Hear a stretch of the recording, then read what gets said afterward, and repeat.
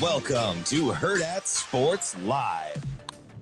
That's a high fly ball, and it is annihilated for a two-run home run. 3-2, just like that, Riley Green. He's got to be ready for that. Gets the fastball, hits it, shot, pass down in the left center field, and the Mets will take the lead. Sautter scampers home to score. A Marshall was 99th on the eye of the year, and it puts the Mets in front 3-2. You swatted them with is Quan Swansis in the air. Shallow, right field side. Hernandez is over. Did he make the catch? Yes, he did. Before the ball hit the netting. A terrific catch by Heriberto Hernandez. Taylor leading first. Drive into the gap in right center field. Jackson on the run, and this one is gone. Goodbye, baseball. Hey, welcome back. A big hop and a skip by Julio Rodriguez around the bag at second. And the Mariners get on the board after the rain delay. Good morning. Welcome into Hurrdat Sports Live, presented by Centrist Federal Credit Union. That's Austin. I'm Ravi here at Hurrdat Sports Bar and Grill. DB will be joining us shortly when he wraps up practice this morning. Austin, how are you? How we doing? Oh, we're going deep voice today. Trying to. How we doing? How we doing? We're doing okay. We're doing okay. Good. Yeah. That's good. I'm going to try to provide as much energy as I can in the next 30-minute window, but I can't promise that I'm going to maintain it for the next 12 hours of the day. Okay, yeah, after you're gone, I don't care. You can Wow. You can do whatever you want. You know what? That woke me up because now I'm pissed. How dare you? HowDareYou.com. Not Great. that I don't care Now about I'm upset. not that I don't care about your well-being. I don't care about your energy level. It's different. No. Yeah, it's No. different. I care that you're happy and healthy, Austin. I Always. appreciate that. Always. You'll be shocked to I want you to take a guess as to where you think Dr. Girlfriend and I decided to go out to eat last night. Ooh. What type of restaurant? I'll give you that. Applebee's. No. Okay. I said you'd be surprised. Oh, okay. Think I went to the White Wonder Wall of Applebee's? Huh? Come on now. Hey, darling, let's mow the lawn and Did you- sip iced tea, and then we'll head over to Applebee's for dinner. I just assumed you were cracking up a couple Busch lattes, but I could. I'd be surprised where Yeah. you went. So like, I don't know what you think I think of you, so I'm not really sure. Okay. We got falafels last night. Oh, okay. Yeah, see? Where- Oh, look at that. I saw the eyebrow raise. You can't fool me. Where from? Good question. I don't know. We just kind of Googled it. Oh, Kate, she led the directions, and we went out that way. So, yeah. You're just like, give me falafels, and the internet provided. More or less, yeah. She was searching for it. I was like, do you just want to do something, like go out tonight? And she's like, yeah, we can do that. And What? she wanted to DoorDash him first. I said, I'm not going to Absolutely DoorDash that. not. No, absolutely not. I'm anti-DoorDash. So I'll be honest. There was a time during and post COVID where I was a little addicted to the food delivery apps. Yeah, Um, rightfully so. I think it's been 2.5 years since we have ordered from a delivery app. We That's quit good. cold turkey. Good. It was a New Year's resolution, I think, for 2023. Haven't done since. I don't even have the apps on my phone. I don't need to order stuff. I Yeah. don't even like ordering pizza for delivery. I'm not even that old school. I like to go pick things up. So we have a couple exceptions. It's a Okay. thing if it's a thing that we would have ordered to be delivered before the apps, then it's okay. So like we'll do pizza Okay. because pizza's a thing we would have delivered before. Pizza's or, a traditional delivery. yeah, it's a pretty traditional yeah. delivery food. The only ones we allow are pizza and Jimmy John's, because Jimmy John's is always Okay, delivered. yeah, I can see that. That adds up. Those Yeah. are the only exceptions. Otherwise, no delivery food apps anymore. No delivery food apps anymore. Yeah. What would be the worst food to try to get delivered to you? Well, so That I you'd immediately be like. I gave DB a hard time for this in when he was in New York for the Yeah. bowl game. He had sushi delivered. No, that's wrong. I need sushi fresh. Yeah. I don't do leftover sushi. I don't like. I've tried. Like, you go to your sushi restaurant. You're like, oh, I got a couple extra rolls. I'm gonna put it in the fridge. Like, no, like it doesn't stay. It just doesn't stay good. Yeah. So sushi's a tough one for me. I'm trying to think. Steak isn't good. Burgers in general aren't good. Yeah. Anything like if you're gonna get like a fried type of chicken or a breaded type of chicken that's going to be put warm into a styrofoam box. No, it's gonna be terrible because Yeah, it's gonna be soggy. exactly. You can't do fries. Can't do fries. Um, It's really like there's there's a reason why certain things aren't supposed to be delivered. You're supposed to eat them where they are. Yes, And which is almost everything. yes. Yeah, actually, pretty much. Like, correct, yeah. Again, it's like Jimmy John's and pizza. Like, cold sandwiches are Yes. fine. Pizza's fine. Yeah. That's about it. Can't really think of anything. We used to- cold sandwiches, yeah. Because I don't want to order like a toasted sandwich and then have it arrive to my home 15 minutes after it was No, toasted. we've done that. It's not good. No. It's not as good. It's Yeah. not as bad as certain items, but no. Ooh, Lil Dave says Chinese. I- Chinese. I think you could deliver Chinese. I think Chinese actually holds up okay. Yeah, yeah. Which did Rico get his food yesterday? I never. He heard. did. He ended up getting his. So Rico was craving Panda Express. He just wanted it so bad, but it's And- so far away. I know, and it's not even that far No. away, but there's so many little like fast food and quick Yeah. restaurants by our office that I was like, man, that's like a 30-40 minute round trip by the time you drive, get your food, come back, whatever. Yep. And he's like, yeah, I just really want Panda Express. So I talked him out of it like a good friend. Yeah. And I go, hey, let's go somewhere around here. It'll be fine. I don't want to disparage this fine establishment, but so we went to one of the fast food places close to the office. Yeah. And being a nice person, I was like, oh, Rico, like I'll drive, like we can go. It's cool. And he's like, all right, we'll go there since you don't want to go further. And so we go, we order his food, whatever. We get back to the office. They forgot his food. Yeah. They forgot. Like straight up forgot the most important parts. Yes, of the his fries were in there, but his burger was not included. So he basically ended up spending 40 minutes anyway trying to get his food, Right. and didn't get the food that he wanted. So I did feel bad about that. Not bad enough that I'd change anything. And you didn't go back with him. You're like, oh no, Well, sorry. Are you gonna go get it? He said pretty quickly he would go. Okay. I really didn't want to. I would have. Well, you're the best of friends, you know. I mean, Are you guys going? Rico says, bad friend talked me out of Panda, and I had to eat lukewarm burger and fries. Yeah.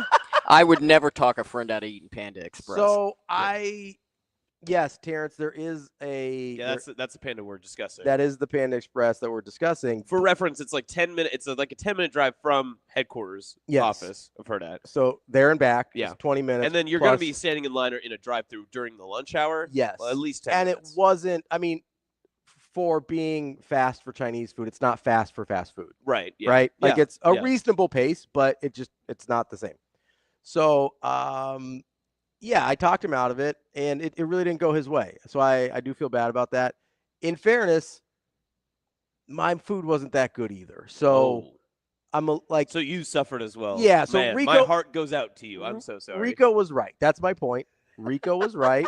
I was wrong. We should have spent the extra. Because you know what? You know what the worst part is? You enjoyed the time you spent together. No, Panda Express kind of sounded good to me too. Oh, come on! I just didn't want to drive that far. When he said it, I was like, oh, is there one closer than the one I'm thinking of? Like, I was genuinely a little excited about it. And then he's like, oh, no, I'm going to go to the one by the bar. And I was like, I don't want to do that. So, yes. I've never heard a more Omaha story from you before. My need for immediacy was – Rico's very mad. I drove 15 minutes out of my way to get falafels yesterday. Is that Yeah. too far of a drive for you? You wouldn't have done 15-minute falafels? It's different when I'm at work. Okay. Right? If I'm at work, and I'm leaving for lunch and planning on coming back, I need it to be immediate. Like there's a certain time period. I'm sure other people understand this. And there's a certain time period. If I'm gone from work for a certain amount of time, I'm just not coming back. Not Like, everyone has jobs like we have. That though. I understand that, but like I also think if somebody's like, "Oh, I'm gone from the office for an hour," Good point, TK. Rico's food sucked because of his haircut. that's That's a good argument. 100%. And they did forget his burger because Because of his haircut. This is not on me. Yep. Thank you, TK. Mm. I appreciate this. Interesting. Mm. I kind of like that we can apply anything that bad Back happens. to his haircut. It has to be. Yeah, I'm 100%. I mean, my eye thing happened before he got his haircut, but I'm Yeah. still going to blame that on Yeah. him. Well, he did happen to schedule it at the same He time. did like, schedule it. Yeah. Stank says you need to reevaluate your friend selection process. I'm a better friend to Rico than any of you realize, so I just want to put that out there. Okay. I'm a very good friend to Rico.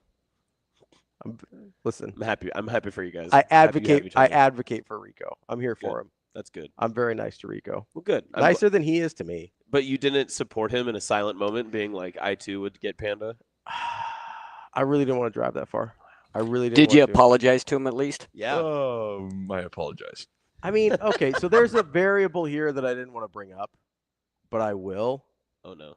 Because I talked him out of where he wanted to go, I did pay for his food. Wow. So, now, is that friendship, or are you just harboring him? No, it was friendship. I was like, I got you, buddy. No big deal. Yeah, like, there you go.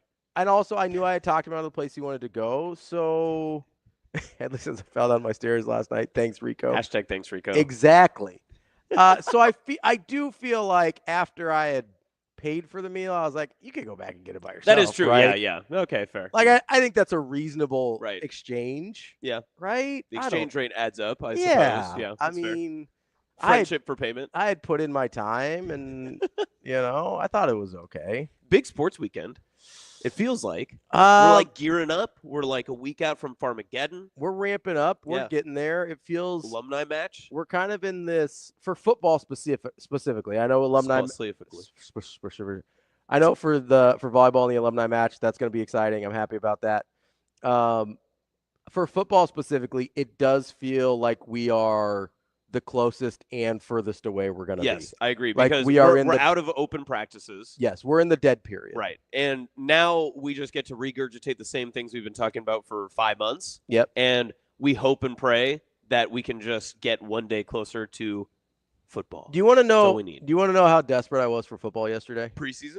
No. Did you lock in? Worse. I think it's worse. You can tell me. Is it worse to watch preseason NFL football or to watch a high school game of a quarterback that will be at Nebraska next year? Ooh, no, I have no issue with either of those. Okay. I too was tuned into the little Dayton Raiola. I was watching. That game was electric. It was a good game. Yeah. No, it was good. It was quality. Buford got the win over Milton. Yep. Avenged last year's loss. Did opened like up their $60 million stadium with a W. The Husker aggregate Twitter breaking down film in real time was interesting. Well, Dayton's got to hit this underneath route. That Dana will fix that next year. What are we talking about? What are we going on? Oh, wow. We're getting thanks Ricos in the chat. Yeah. Dayton Raiola's wide receivers dropped 2 touchdowns. Hashtag thanks Rico. My 2 marriages failed. Thanks Rico. Dayton threw an interception into triple coverage last night. Thanks, Rico. Thanks, Rico. That's going to be great. That's going to be a great, like, after any Nebraska football game. That anything bad that in. happens. Yep. Hashtag thanks, Rico. So I was watching Buford and Milton last night. And, I'm surprised you thought that's an issue. They put it on ESPN too. They put a lot of stuff on ESPN too. Okay. I didn't think it was an issue. I was just like, this is how much I want to watch football. Because normally on a Thursday night especially, that's not going to come across the radar because you got the NFL, you're going to have some college games, whatever. But we're in this time period where it's like, it's not quite football season, but we're going to stretch it. We're going to give you a couple high school games from Georgia or California or wherever. Let's do it. I'm in. Let's watch some little Raiola. That 0-star linebacker. That guy was like a heat-seeking missile. And why'd you have to qualify him with 0 stars? Because they kept referencing that he was a 0-star linebacker. He said committed to Army. And I was like, okay. I wish I knew his name off the top of my head. I'm burning on fumes right now. It's all right. Yeah. I mean, if he's 0 stars, obviously you didn't feel like he was 0 stars. You didn't feel like it was necessary to commit 0 stars to memory there.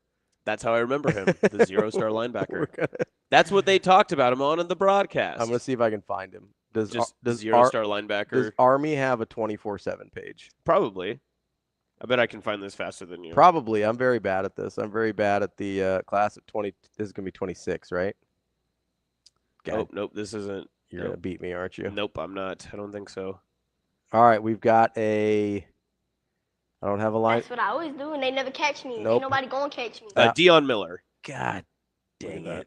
You beat me. You sure it wasn't Landon Everett? I'm for sure. I just saw the video that made me think of him. Deion.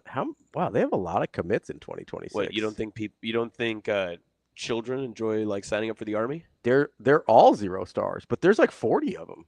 Well, yeah. There's a lot of them. Good for you. I told you. 0-star linebacker. I mean, that's why it took me so long. There were too many of them.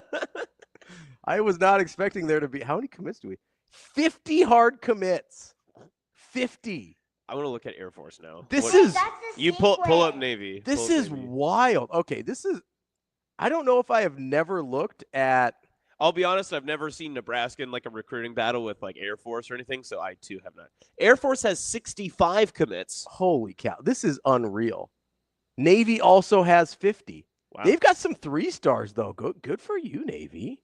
Air Force is just primarily 3 stars. Look at these guys. 50 commit. So I'm guessing, like, if you get into one of these academies and you played high school football, are you just like on the team if you want to be?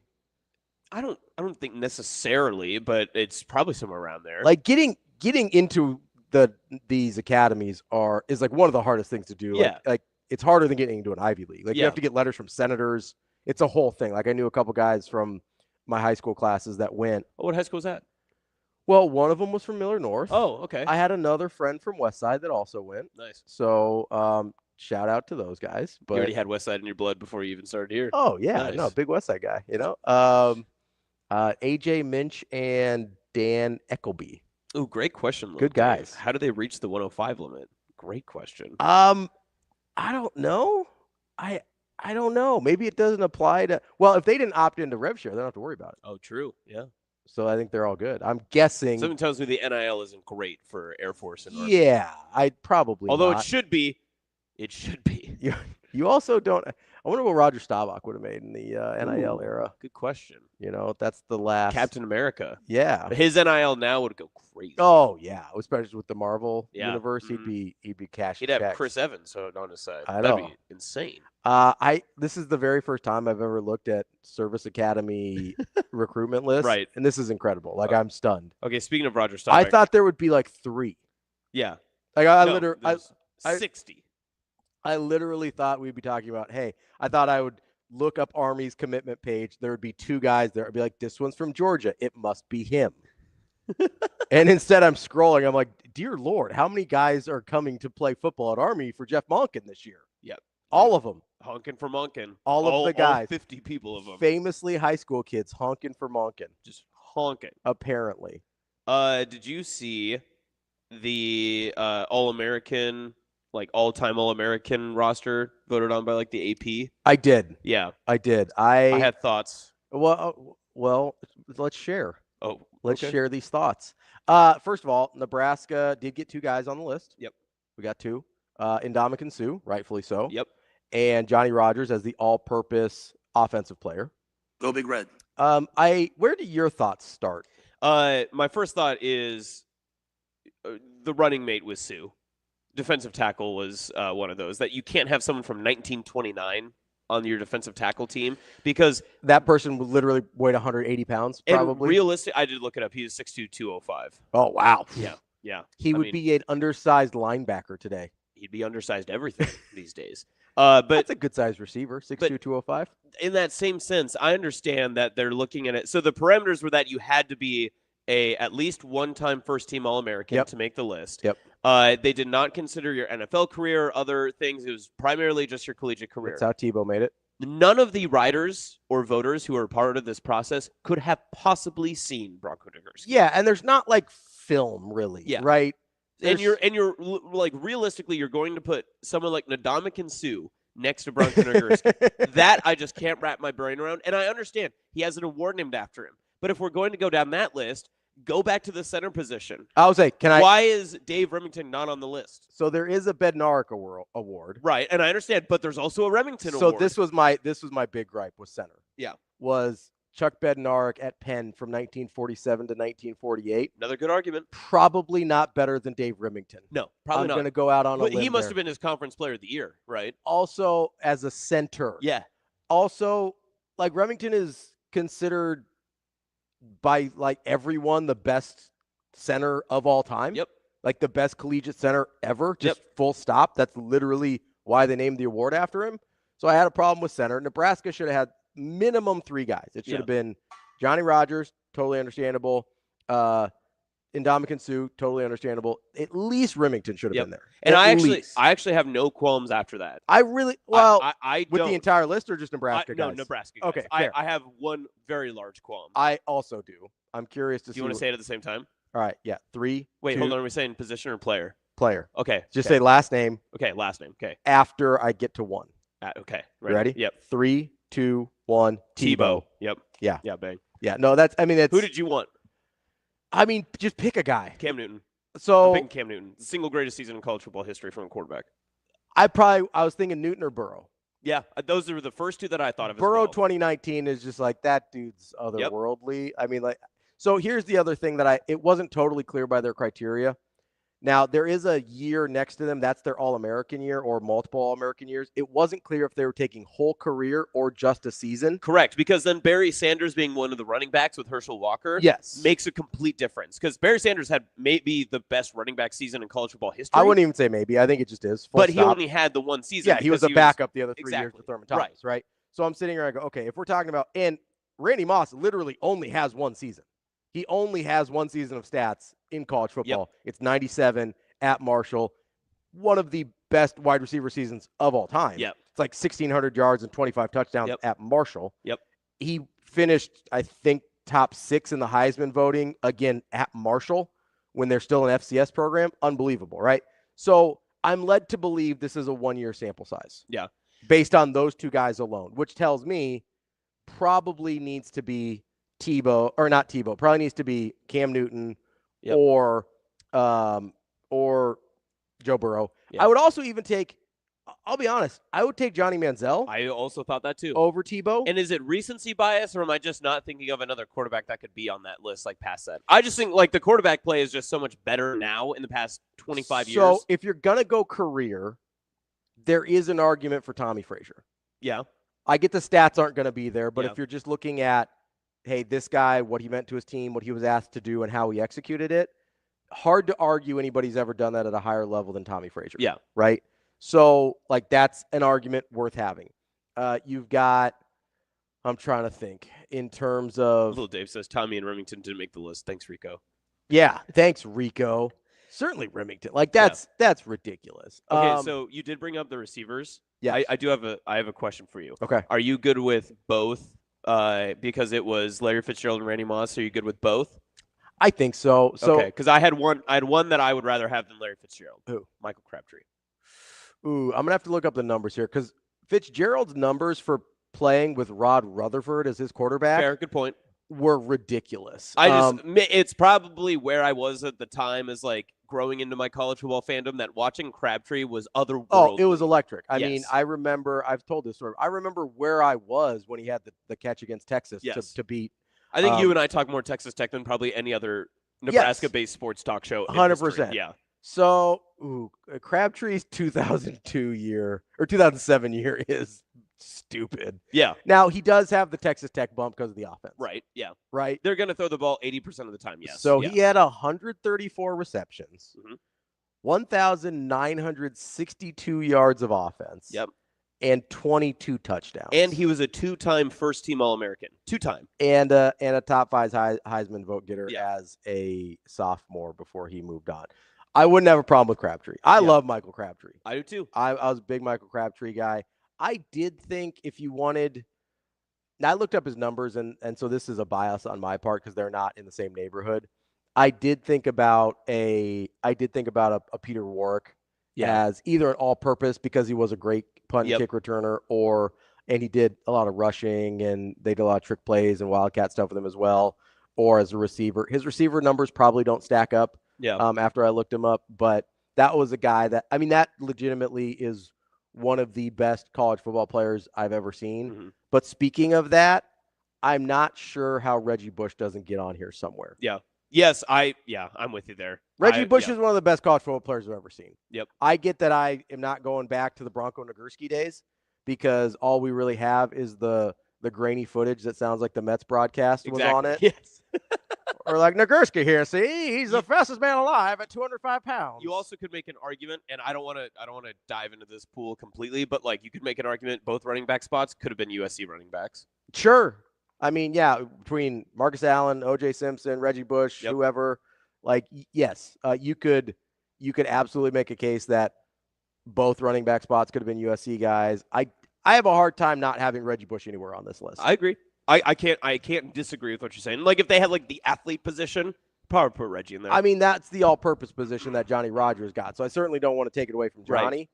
Right. If it had been Reggie Bush, I wouldn't have been mad. Yeah. The only like 100%ers that I agreed with were Johnny Rogers, Sue, obviously. And then I love Sebastian Janikowski being on there. Perfect. 100%. Yeah. And then I have no issue with the DBs at all. The only one I can make an argument for is possibly Sean Taylor. But I think in college football terms, cornerbacks are perfect. Love Ed Reed, and getting Ronnie Lott on there is, I think, very ideal. Yeah, so the defensive backfield is Charles Woodson, Deion Sanders, Ronnie Lott, and Ed Reed. Yeah. I can't pick any nits there. Yeah. I really can't. Yep. I thought those are like 100%ers. Perfect. Yeah, I mean, Charles Woodson won a Heisman as a corner, so like that has to probably be on the list. Deion Sanders, one of the best corners of all time. I don't really remember Ronnie Lott at USC, Well, but neither do I. But yeah, well, you're not older than I am? No. Oh, okay. Also, notably, I had to look this up.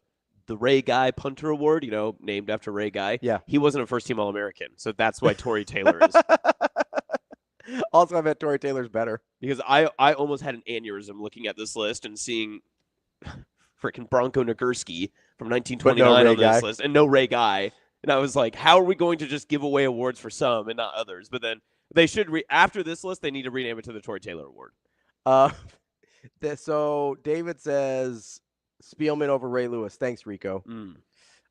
Yeah, I don't know. I didn't see Spielman play college football because he was wrapping up his career as I was being born. I think people misperceive that Miami team because of the popularity the team garnered later on. And yes, they were very good at the time too, but a lot of those players, it's almost the same argument as the 90s Nebraskas, like your Tommy Frazier argument. There were a lot of other pieces around them that were also great, so they all lifted each other up. But I don't know if they separated themselves because I thought maybe Warren Sapp would get a look at the defensive line too. Sure. And he was a first-team All-American. Russell Maryland is one that I'm a little bit surprised didn't get a look at defensive line. You have to remember, so here's the biggest key in this. Say, Bronco Nagurski. Right. You have to remember that these have to be first-team All-Americans on this list. And there are a lot of great college football players that have not gotten a first-team All-American. Yes.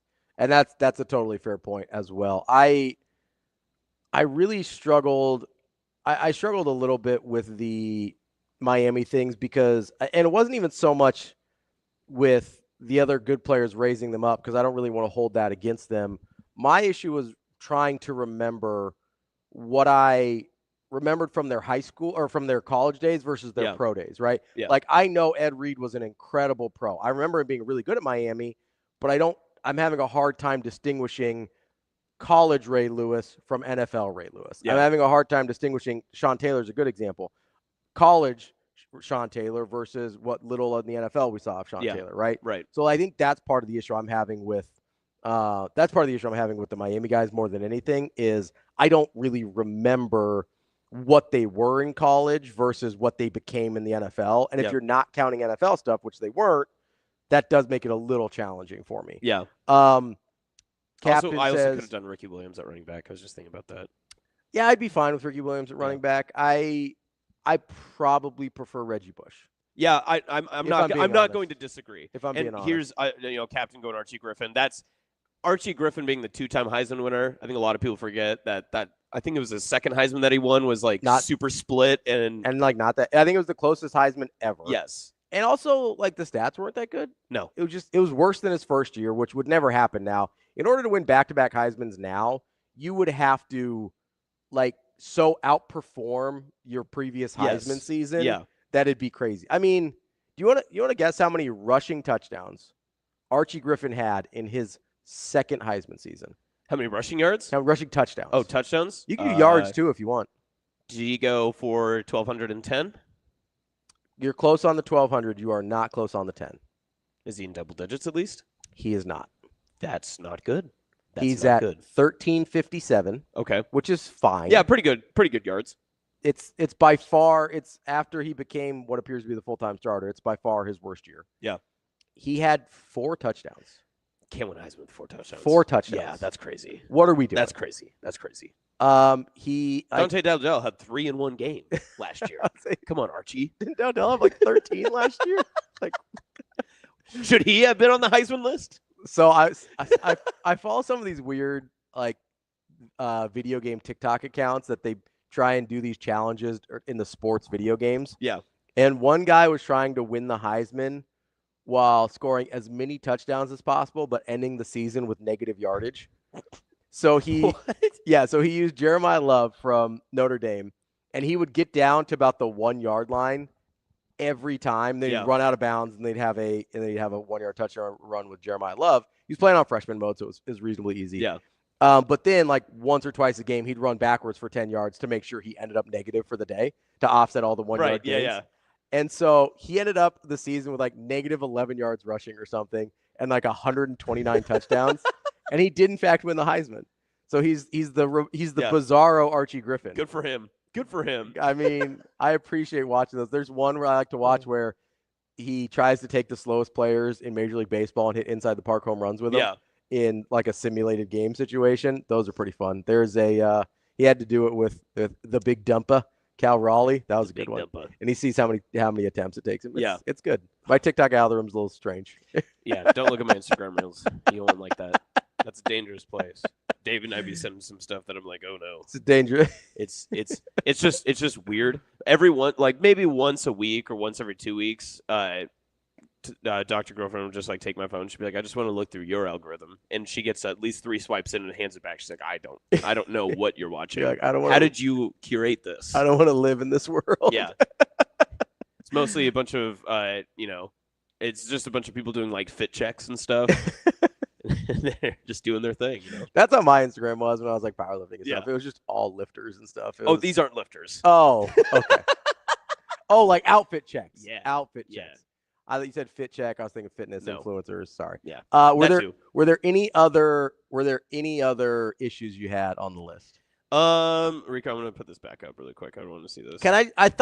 Listen, I know how good Brock Bowers was. It felt a little recency bias. But see, that was the other thing, and I had to like fight myself to talk myself off the ledge of being, well, it can't be Brock Bowers, because I kept trying to fight someone else that it could be. I don't know who else it would really be.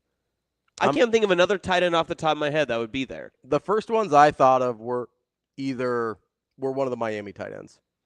So like Kellen Winslow, I would go Jeremy Shockey. Or Jeremy Shockey would be good. I'm going to look up the numbers here just to... Again, you have to confirm that they are... Yeah, so he was an All-American. I mean, his All-American season, he had 700 yards receiving and 6 touchdowns. That's good. Ooh, oh yeah, he was the first team. Okay, good. But, Shockey? Yeah, Shockey. What's Jeremy Shockey looking like here? He was a first-team All-American. Let's see. I got it pulled up here. He had 33 receptions for 484 yards and 7 touchdowns. That earned first-team All-American in 1999. Yeah, so that's not great. Wow. That's not great. Wow.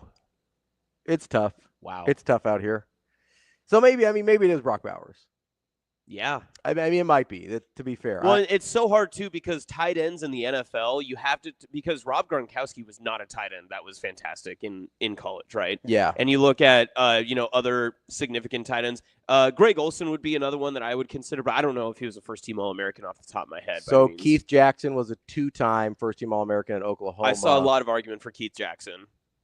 I get it, and listen, I'm sure he was asked to do different things, and in Oklahoma in the 80s, you're running a very different offense, so like that has to be taken into consideration. I mean, the numbers aren't going to blow you away. It's like 400 yards, 4 or 5 touchdowns, but his yards per reception is stupid. He's at like 30 yards a reception. I love that. He's like the souped up version of Tracy Wistrom. Yeah, right. Just running free down the middle. We had somebody in chat say, can they make an argument for Kellen Moore? So Kellen Moore was a first-team All-American by the Football Writers Association of America. But not by the AP. So he was not eligible. But I love the fact that someone is trying to put an argument in for Kellen Moore, because it's almost like the Colt McCoy argument, right? Yeah. You can try to throw Colt McCoy in because he's a winner. He wins a lot. I mean, the numbers are also ridiculous for the career for Colt McCoy. Yeah. I was trying to see if any of the Texas Tech quarterbacks cracked a first-team All-American. I don't think they did because they don't. The Texas Tech quarterbacks? No, because they don't respect it was them like Sam that. Bradford the year Graham Harrell would have been. Yes. That season. I also checked on Timmy Chang real quick just to see. Yeah, just to just to take a quick look-see. He does hold the NCAA record for most interceptions in a career. Oh, good. At 80. Nice. That's a lot. That is a lot. That's a good number. He did have 117 touchdowns, but 80 interceptions is a lot. That is a lot of interceptions. He does also hold the career record for most completions. Or, excuse me, most attempts in a season, in a career. I mean, that most attempts in a career. Yeah, good for him. Yeah, good for you, Timmy Chang. Now the head coach at Hawaii, I believe. Or formerly the head coach at Hawaii.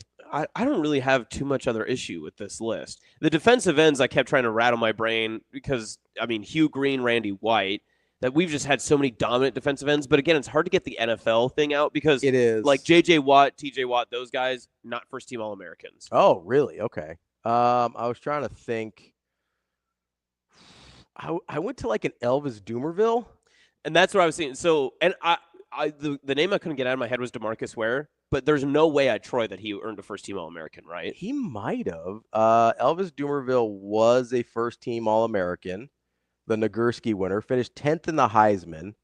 Okay, so I might have an argument for Elvis Dumervil here. Okay. 20 sacks. Whew. In a season? Yes. Oh, wow. In a season. Whew. 22 tackles for loss. Here's a crazy one.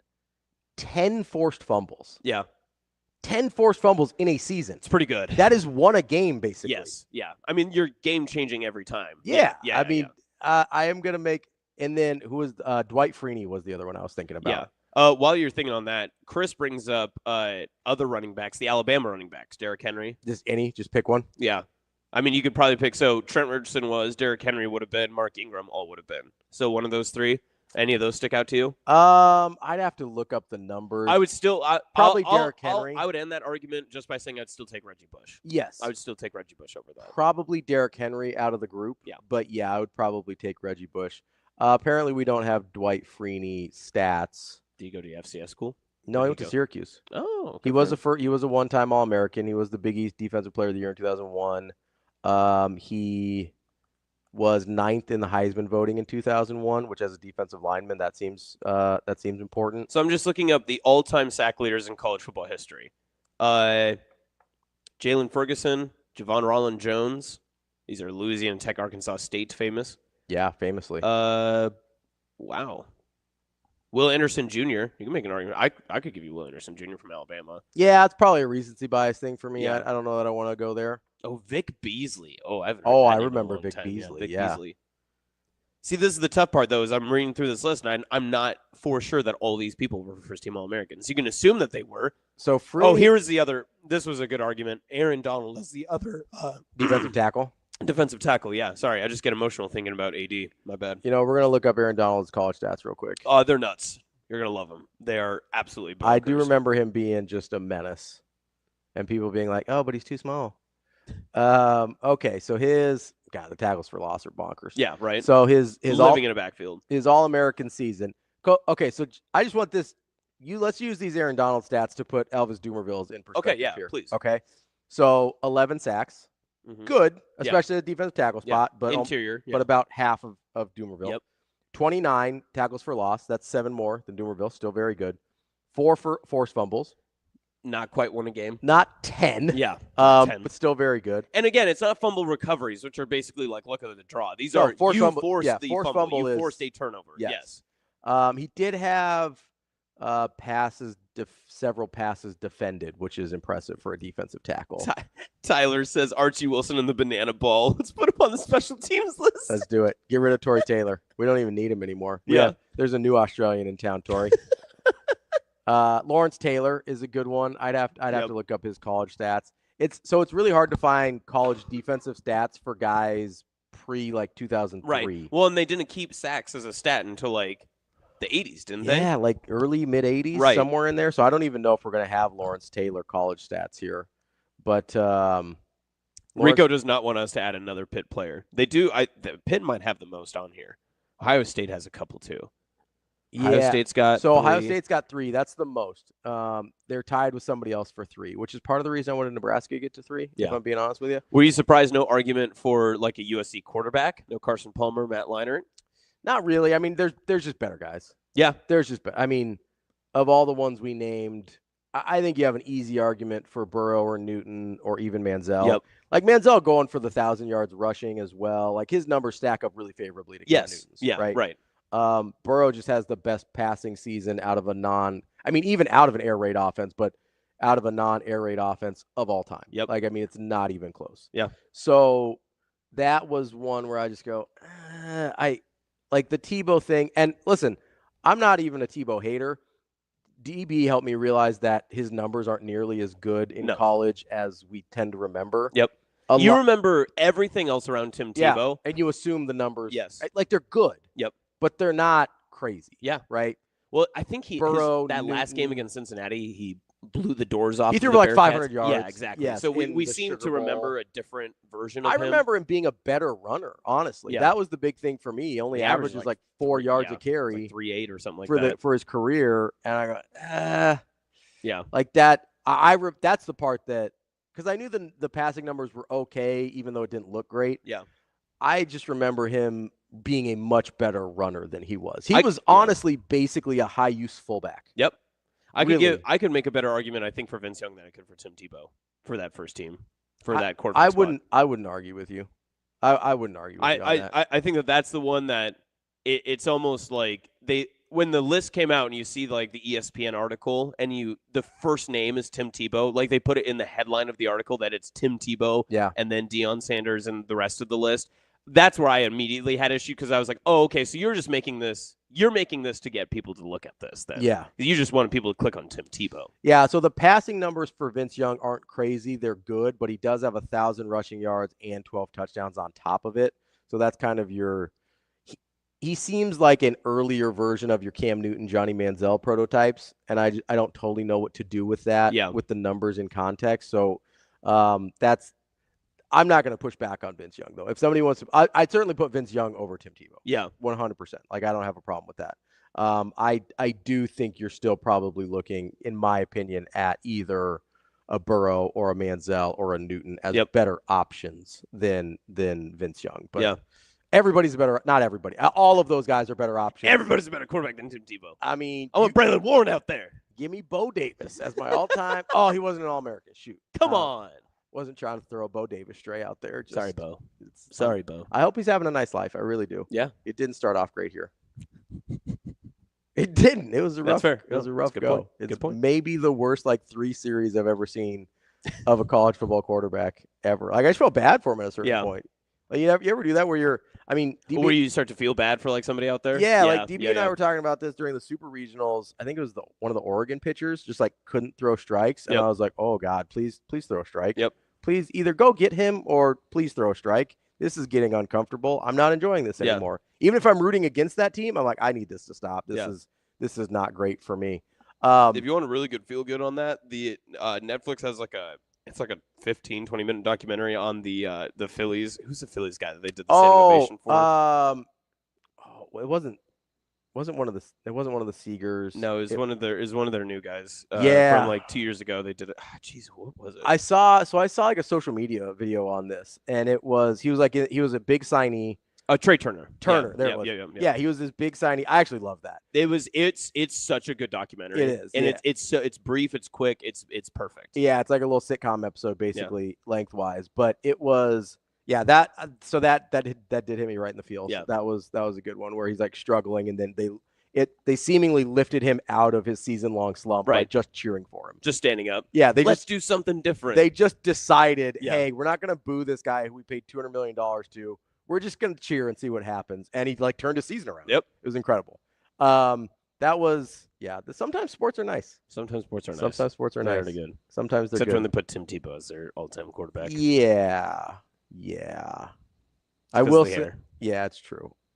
I mean, we get our Archie Wilsons, though, of the world. That is true. Our nice stories. And he'll be on the next list when he's a punter. He's gone international. He has. Yeah. He's been all over the place. He has. I'll credit the family for having that gear already pre-bought and everything, because there's no way Nebraska could send all that stuff out that quickly. No, absolutely not. They're back home. Yeah, no, I do wonder. I wonder how much Nebraska stuff they can wear before their neighbors are like, okay, we understand you're supporting your son, but they don't play every day of the year. I need you to chill. No, I wonder if they live down the street from Tory Taylor's family. Yeah, and they're all Iowa stuff, and there's a big Iowa-Nebraska rivalry in Australia, just neighbors going head to head, just like they would here. Do you think the broadcast cameras, how quickly will they get Archie Wilson's family on screen? Oh, immediately. First punt. You think? First punt. Because they're going to be at the first few It sounds games. like they'll be at the first few, yeah. So that means day one, you think ESPN is going to put them on? Absolutely. Okay. Yeah, first punt. They're going to go. Listen, this thing went so viral. My wife, who doesn't care or pay any attention to sports, this is some context for how my wife consumes football.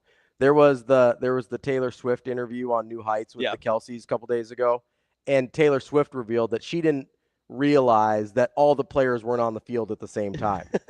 And my wife yesterday tells me, she's like, I learned something about football. And I was like, did you learn the same thing Taylor Swift learned? Mm-hmm. And she's like, yes, I did. Very good. And I was like, yep, the quarterback's not on the field all the time. So the term all-time quarterback's a little different. Yeah. Yes. Yeah. That's a playground term only. So that's the frame of reference my wife comes with from football. And she yesterday asked me, she's like, what's the deal with the Australian guy who was crying on TV and they showed his parents? Like, so this went this went viral to the point that my mom and my wife, who care nothing about football, were like, so what's going on with Archie Wilson? Yeah.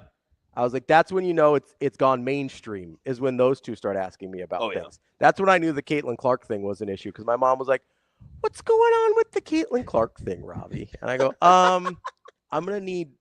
we're going to have to narrow it down a little bit. Yeah. I don't understand. Like, you're going to have to hone in a little bit here. I was like, she's very good at basketball. That's the broad strokes. Yeah. I'm going to need a little bit more here. But yes, that's how I know something has jumped the shark into the mainstream, is when my wife and mother, while we're having dinner, they go, so what's with the Australian punter? I dig that. I really like him. He was crying. I thought it was really sweet. Yep. I go, okay, we've reached full saturation of the market. Yep. Now with the Archie Wilson story, which I appreciate. And also shout out to Will Compton watching Hale Varsity Clips. And 100%, it still stands. Anything mean happens to Archie, you're catching these hands. Okay. That's directly from you. Yes. From the source. Yes, that is. I will stand on business when it comes to Archie Wilson. He must be protected at all costs. That's right. That's right. You be nice to Archie. TK makes a good argument. What if Nebraska just doesn't punt? Yeah, we may never punt again. Which I would actually be. They might have to stop the game because the crowd's cheering too loud. They're like, hey, Nebraska, you can't punt. I would be a little bummed for Archie. I want him to do well. Yeah.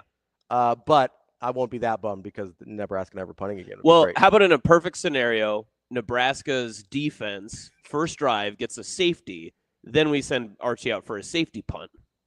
It's a win-win. No, that they have to punt. Oh, to you. Dang it! No, you're That's right. Backwards. Whoops. Damn it. Never mind. It's a lose-win. So if you need to learn more about football, there's this great podcast. Right. It's called New Heights. Yeah, you're right. Taylor I should watch Swift that. explains a lot of things. I really know. Well, again, I said from the beginning, I'm working on low energy, Ravi. Got called out of the bullpen late. It's fine. That's embarrassing. That's so embarrassing. Thanks, Rico. Look what you did to me.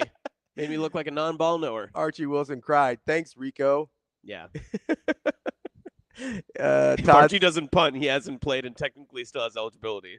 See, there we go. Put Archie in Wildcat and goal line and see what he can do there. Why don't we just have him drop kick? Oh, we could drop kick. Yeah, there we go. Let's get Archie in the game. We got to figure it out how. Let's get DB in the game. All right. That's we'll take our first break. Austin, thank you for filling in for the first little bit here. We will be back with me and DB as we continue Friday's show here on Hurrdat Sports Live.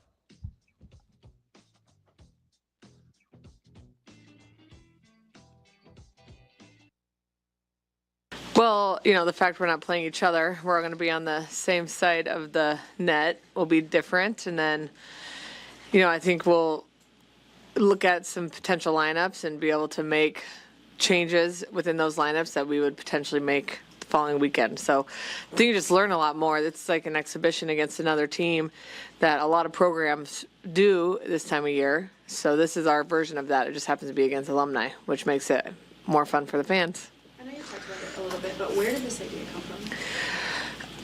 Just with pro getting so big in the U.S. and knowing more players are around and more programs are doing it. We were talking about doing one at Louisville. Then I got here. I'm like, we should definitely be able to do one here with how many players are playing. And we just decided if we could get 7 or 8 alumni that would be willing to play, that we would roll with it. So we got the first 7, and luckily we're able to add a few more. So the alumni aren't having to play the whole game. But we also want to make a really fun event. And Nebraska's got such great tradition to celebrate some of that during this time.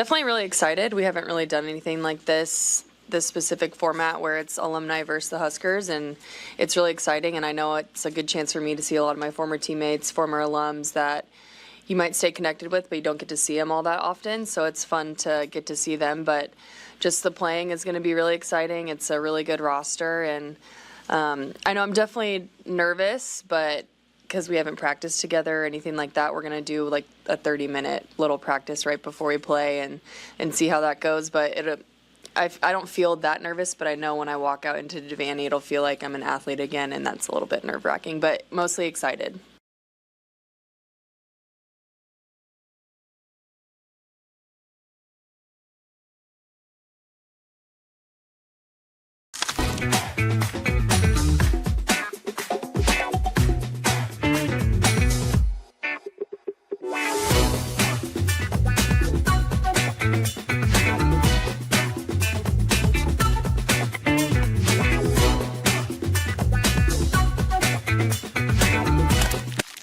Imagine your first dream home and the feeling of walking inside for the first time. With Centrist Federal Credit Union's First Time Home Buyers program, you are at the doorstep of bringing your vision to life.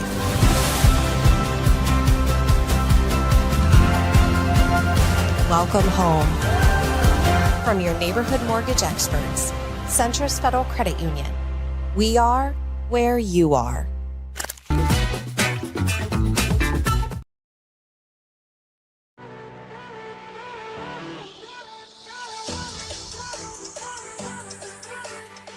Welcome to Hurrdat Sports Live.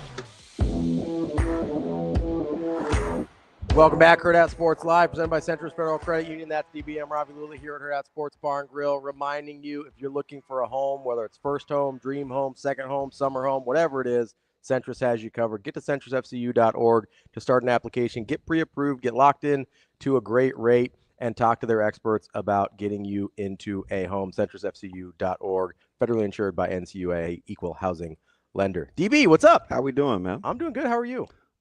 I'm making it. Yeah. I practice is good. What's that? I was a little traumatized. I had to snap out of it. My freezer door was ajar. Oh. Yeah, so I had to toss about. Oh no. Yeah, I had to toss probably $200 worth of product. Ooh. Yeah, I had two. You've been like open all night. 2 lobster tails. Oh. My scallops. Oh no. Vacuum sealed. Well, you gotta start with the 2 that hurt me the most. Well, they were by far the most expensive. Yeah, for sure. And the beef's good. And I threw out a thing of chicken. It wasn't horrible, but anytime you have partly thawed, it's still frozen. And I was like, even for me, I'm not gonna do the seafood and the chicken. Yeah, absolutely not. Now, beef I'll tackle. No, beef was good. But outside of that, man, we're cool. And it's just, I mean, it's what I get, right? The guy that is constantly yelling, close the freezer, close the this, close the that, was probably the culprit of the biggest snafu of all time.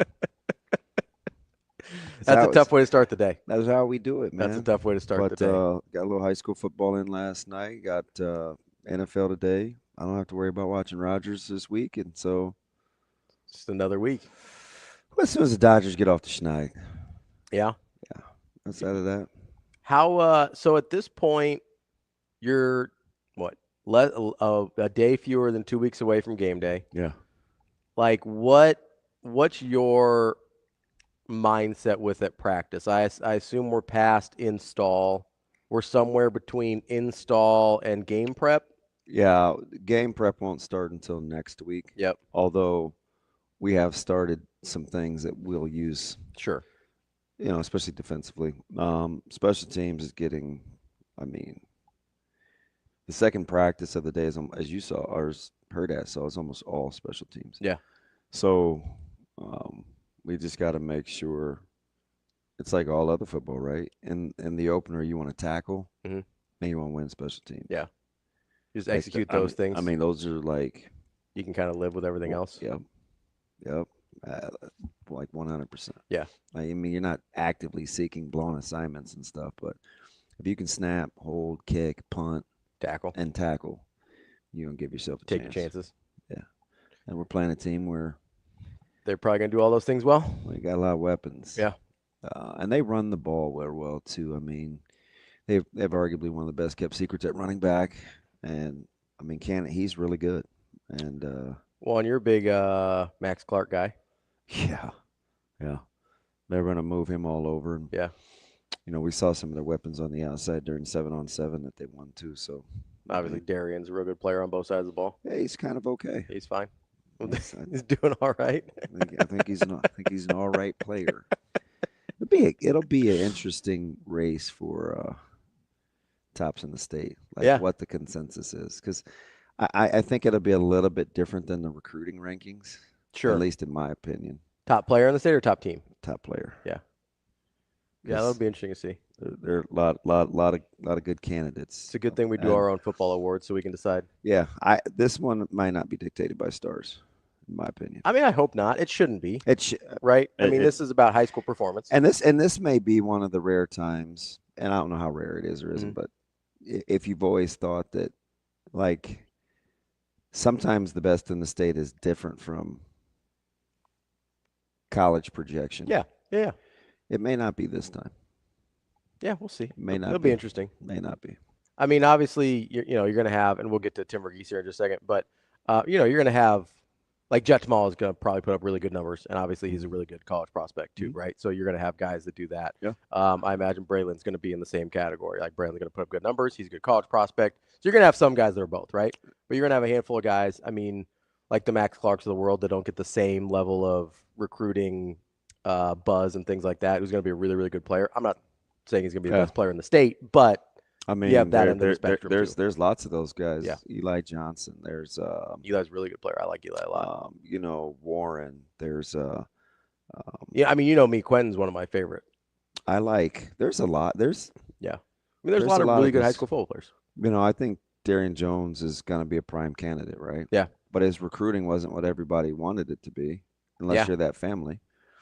Right, and so you're thinking, Iowa, what will we get snubbed? I mean, Marion Jackson's really good. Yeah, hasn't gotten fanfare other guys hasn't gotten a sniff. Yeah, I mean, Caprice Keith is going to make a case. Yeah, I mean, especially if you ask him. Yeah, right. Like, I mean, there are just lots of guys around. I mean, Sutko at Elk South, who I'm a huge fan. Oh of. yeah. It's a lot of guys where maybe the buzz hasn't kind of been there, but are really, really good. So speaking of guys with buzz, we got Tim. We do have guys with buzz. Tim's got buzz. Tim's got that swag. Got our guy Tim Verghese here from inside Nebraska. Tim, what's going on, buddy? How we doing, guys? Let's stay right there in your wheelhouse, bud. We're okay. How closely do you think college projection and top player in the state will be related this year and with this class? I think a good bit. Like, I mean, I think this is a class where, like, I mean, I think like we're talking just in terms of rankings compared to. Yeah. Like, yeah, because I think at this point, I think it's going to be one of Darian or Jet that ends up as the number one player in the state. I think I would feel, and it's not. I do believe in Jet, but I think we all kind of can recognize that it's going to be like a couple years before he's on the field at the next level. And so for that reason, I think if Darian finishes number one, like, I feel pretty comfortable about Darian being able to contribute pretty early in his career and have a pretty productive college career. Yeah, I mean, I think this year, just because of who it is at the top, and I still think that's a bit of a battle. Yeah, I would agree, and I'm those two names you mentioned before we hopped on, like, yeah, I think those two guys. I mean, I think Bryson obviously over there at Westside too. Like, I mean, I think there's an opportunity for a lot of these guys to really outplay their ranking at the next level. Tim, I guess I'm curious. I don't know if I've ever asked you this. How much do you like to evaluate some of these guys that are in state but aren't Nebraska targets necessarily? Because there's a lot of them this year, right? Where, I mean, 6 of the top 10, depending on what services you look at and who you ask, are going to Iowa State. And you got a bunch of guys that Nebraska just wasn't ever really in on, or maybe never even offered. outside of like Darian, which obviously they were trying for. Like, how much do you lock in and evaluate on guys that are local here but don't really have the interest from Nebraska or nationally? I check in. I mean, I try to do my due diligence with the in-state talent and make sure I've not missed anybody because you never know, you know. I mean, just and it's not even from that sense. Like one from a doing my job perspective, it's good to have an eye on as many potential D1 caliber players as you can because down the line that's a guy that could potentially transfer back into the program even if Nebraska isn't interested the first time around. But just in general, I do like to kind of keep an eye out on guys and beyond like in what the job maybe requires sometimes to like help out if I can. I mean, as part of this job, I've had the opportunity to kind of build some of these relationships with coaching staffs and support personnel. So it's like, hey, if I can help someone find a home and their recruitment isn't taking off, I'll do what I can. I'll send some text. But the tough thing with Nebraska is like, again, I have some like contacts in Texas and closer to the Southeast where it's like, yeah, they're always looking for talent and there's never enough talent to like properly, for what they're looking for, but they're also regionally based. A lot of these smaller programs in Texas don't really like to go outside of the state lines or outside of neighboring states. And so it's like, hey, there's a kid in Nebraska that I think of. I mean, I've tried like he's got a home now, but I mean, Eli Johnson, I've tried to find him like a home because I think there's an opportunity for him. He's really good. Yeah, there's an opportunity for him. He's a good football player. I think there should be a spot for him. I'm glad he's found a home now. But try to kind of get him like, in some schools down in Texas specifically. And it's just one of those things where a lot of the schools are like, hey, we don't really recruit outside of our state borders. But if the kid's interested, we'll take a look. So that's kind of the way I personally see it. This year and next cycle are pretty unique because this cycle Nebraska's taking one in state, next cycle and maybe two, maybe three, but like there's more than that and there's more D1 talent than that in the state. So it's like those guys can't be ignored. Hey, so what do you think? Let's go across the country for these senior years. We saw Junior last night in terms of Raiola and the respective talent around, but for guys that are in the Nebraska fold, the Jamal Rules of the world, the Noyles, the Larry Miles, what's for these guys in this next upcoming class? Is there ground to gain? Is there what's the sentiment as we're watching some of these senior years unfold for these guys in terms of them already being in the fold for Nebraska? I think because of accelerated recruitments and where this the status quo kind of is right now, like everyone commits before their senior year now and is done and all of that. So people kind of dismiss the senior year. I mean, again, we have so many reclassifications and things like that. Like, is how important it remains one of the most important evaluation points for the evaluators here at Rivals and at 24/7 and everywhere. Like it's a really important evaluation piece because this for a lot of guys is year 2 on varsity or year 3 on varsity or like full, like this is supposed to be the culmination of things. Like at the college level, it's like junior senior year, you expect the player after years of developing to take that step. It's the same thing at the high school level. And so there's a lot. I mean, for some guys, like you mentioned a couple guys in there that are pretty polished and you're really just looking for more consistency on tape senior year. Leon Noyle, Jamal Rule, Larry Miles. So for Miles, for example, there isn't a whole lot he has left to prove. He had 1,200 receiving yards last year, dominated the 7-on-7 circuit this offseason. Like the big thing for him is he's stepping into a wide receiver 1 job. Last year he was wide receiver 2 behind Vernell Brown, who's now at Florida, expected to contribute and catch passes from DJ Lagway year 1. Now he's stepping into that QB1 role. I mean, that wide receiver 1 role, catching passes from Darion Coleman, who's headed to Miami. Those two guys want to win a state championship. So that's his senior season goal. I think similar things for Jamal Rule, who I like everything I've seen on tape. Obviously, he's made some physical strides this offseason. I want to see more from him out of the backfield. I think he had just around 12 catches and around 130 receiving yards as a junior. I want to see more of that. In Dana Holgerson's offense, you want to see the seniors contribute more. You want to see them or you want to see, in Dana Holgerson's offense, you want running backs to obviously catch the ball and pass protect. We haven't seen enough from that from Jamal. So I'm looking for that on tape from him. So there's guys that are more polished that you're looking for more improvement. And then there's guys like, I mean, I just put up a story on this, but there's guys like Claude Mpuma, who's in his second year playing football, not just, just second year playing football. And I just had a conversation with Cody Belair, our one of our scouts here at Rivals. He thinks he can be a top 50 player with, a significant step forward as a senior. And that's very possible. He's at Mont Carmel now, a program known for developing and he needs, kind of some work specifically in his pass sets. And so we're looking for more consistency there. I know talking to evaluators, they want to see more aggression from him. That's something he lacks. He's got all the athleticism, all the size you're looking for in a, kind of D1 or Power 4 offensive tackle prospect.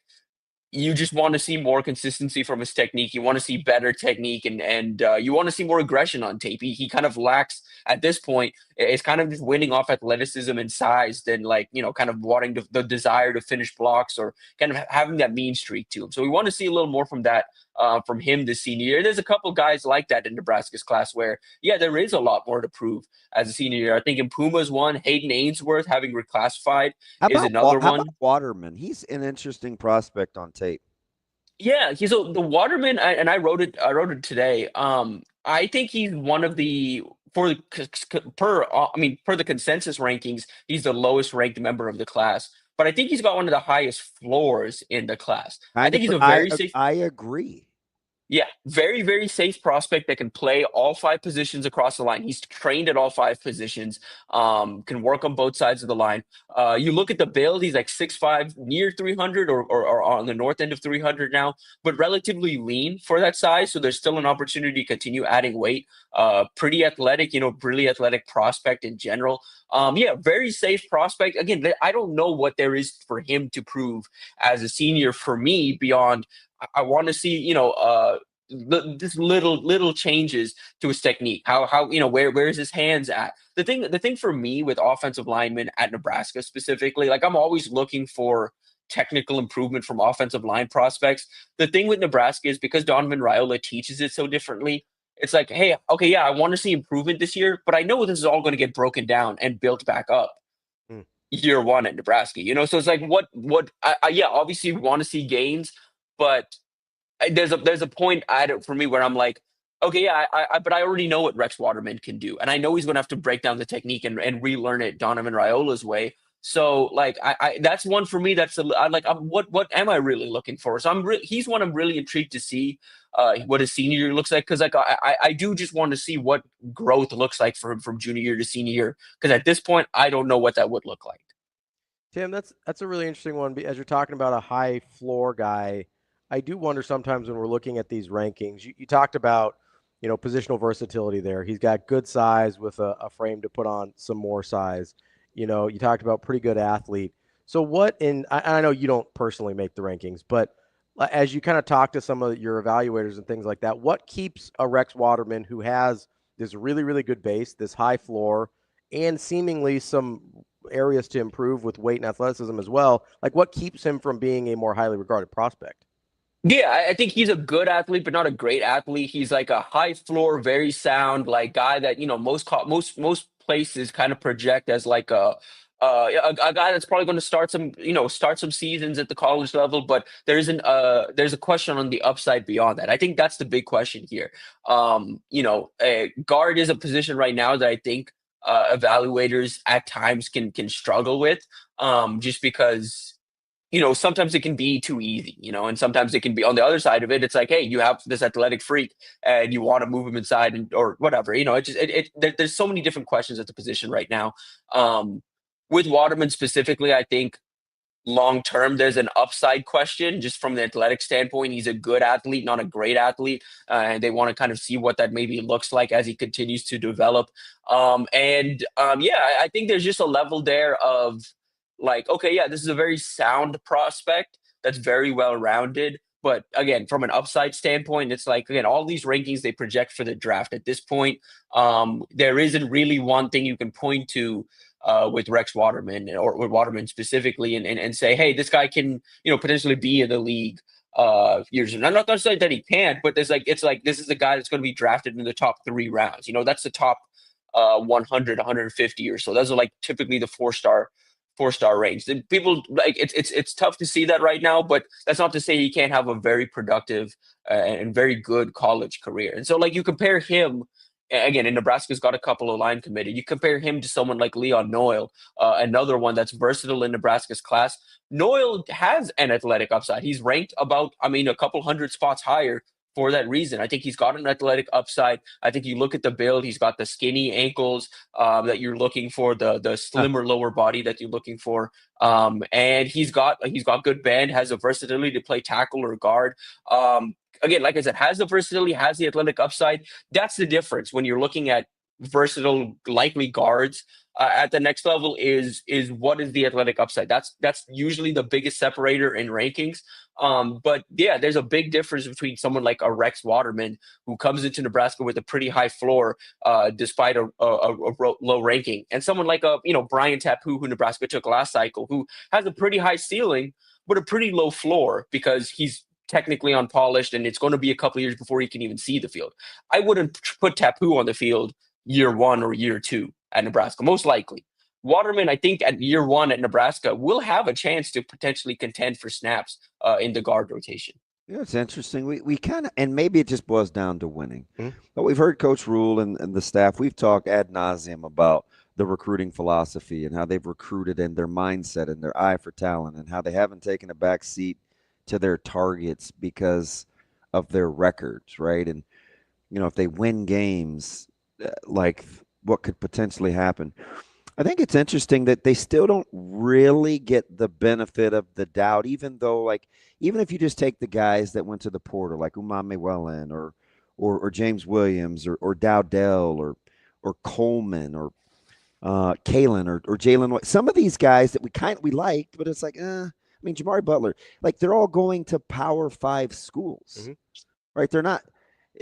It's so at some point it has to kind of be reconciled in your head that hey, they know what they're looking at. They may know what they're looking at. Yeah. Right? I don't know how many of those there have to be, but I just rattled off like 9 or 10 guys whose destinations. Borkature, who we kind of rolled our eyes at, is at A&M, and it's like, clearly Nebraska's got to have an evaluation for what they're doing. You know what I mean? Right. Went to A&M and also got a pretty nice raise to do so. Bears at Missouri, right? Right. We think, or that's North Carolina now. North Carolina, yeah. Oh yeah. That's right. That's right. Yeah. So it's like, Coleman, for a guy that we thought was an afterthought. Minnesota's pretty excited. Yeah. And he missed almost all the spring. They're still excited. So for whatever it's worth, the evaluation process can't be too far off, can it? Yeah, no, definitely can. And that's why, I do think that correction's, potentially coming down the line. It may just be one of those things where Nebraska, I think Nebraska still has to kind of prove it on the field. But I wouldn't be surprised if you see some of these lower ranked Nebraska commits in this class get a sizable bump up if they continue to improve as seniors. Tim, did you get a chance to watch Dayton Raiola at all last night in his? Watch the first half of that. Well, what were your thoughts? I like again. So for him, I wrote it yesterday, put it up this morning. The improvement I'm looking for him and Dylan are weirdly similar, even though they are in different stages of their careers. With Dayton, both of these guys, I want to see more from them being able to use their legs, show more mastery of the offense. I thought we saw a little bit of that from Dayton yesterday, just being able to change things at the line, based on what his eyes are seeing. Again, kind of showing his control of an offense with the kind of weapons he has around him. Like the improvement I saw from him as a runner. Again, we didn't see enough of that as a junior. I think he's got some athleticisms and has a little more juice with his legs. So it was good to see a little bit of that yesterday.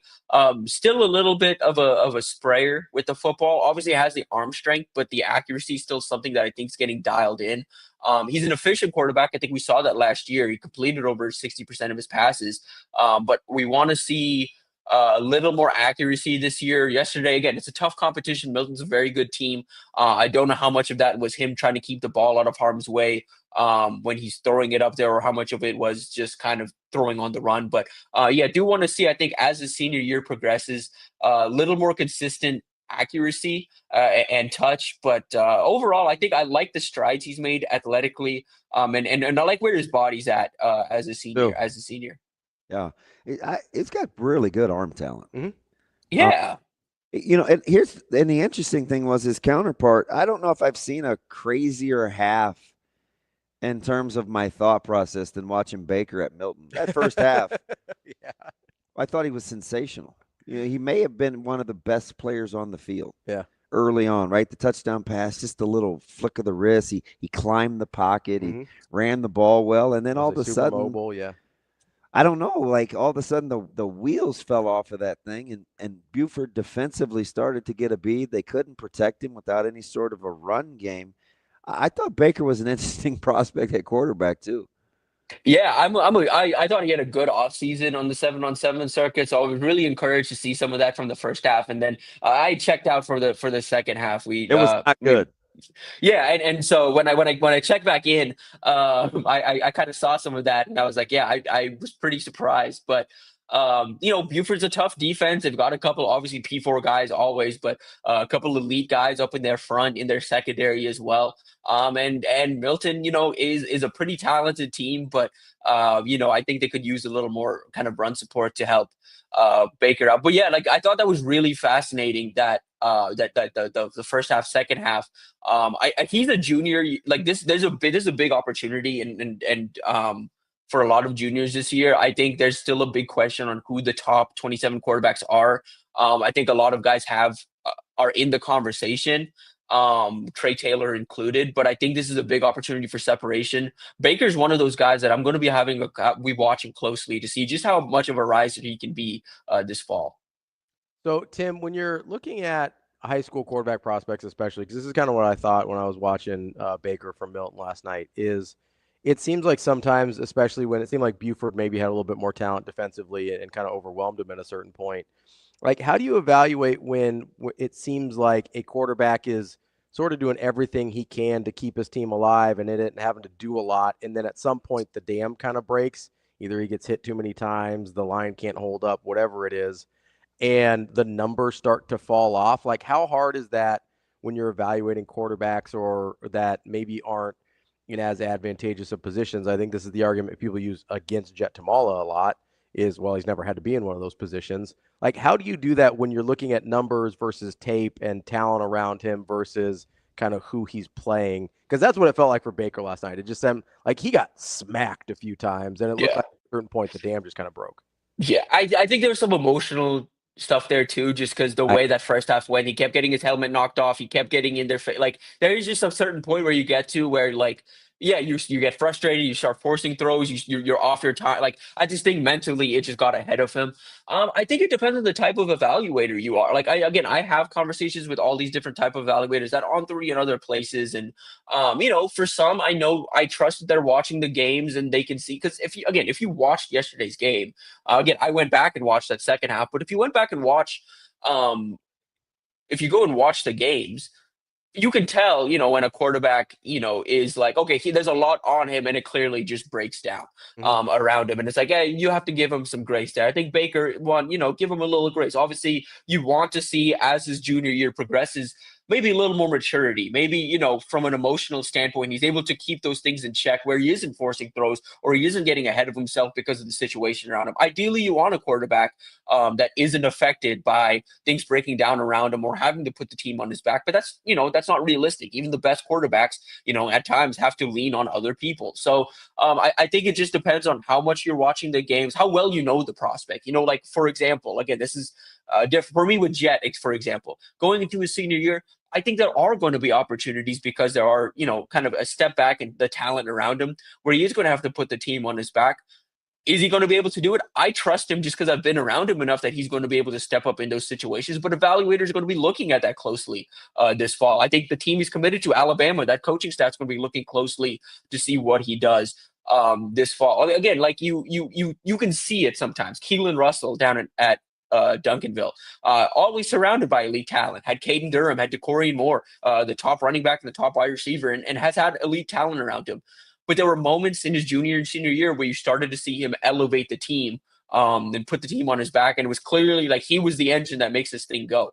I don't think there's any, even though he has been surrounded by talent, I think last year you can very much make the argument in games that Jet was the engine that made Miller South go. I think this year, even more so, there's going to be moments where he's going to have to be that engine. You want to see more of that from him. But I think it is just how much you trust the quarterback in front of you, how much you trust your evaluation. I always think back to, for me personally, I watched all of DJ Lagway's career. I've known him since he was an 8th grader. As a senior, Willis ran up against DeSoto, a powerhouse program down in Texas. And they held their own and really gave them a fight for the first 2 quarters, but things fell apart. If you watch that game, if you know DJ Lagway, the prospect, it changed nothing about what any one of us thought about DJ Lagway. It just ultimately was they ran into DeSoto, and it's DJ Lagway, the 5-star quarterback, kind of putting this team on his back and taking them further than they've ever been.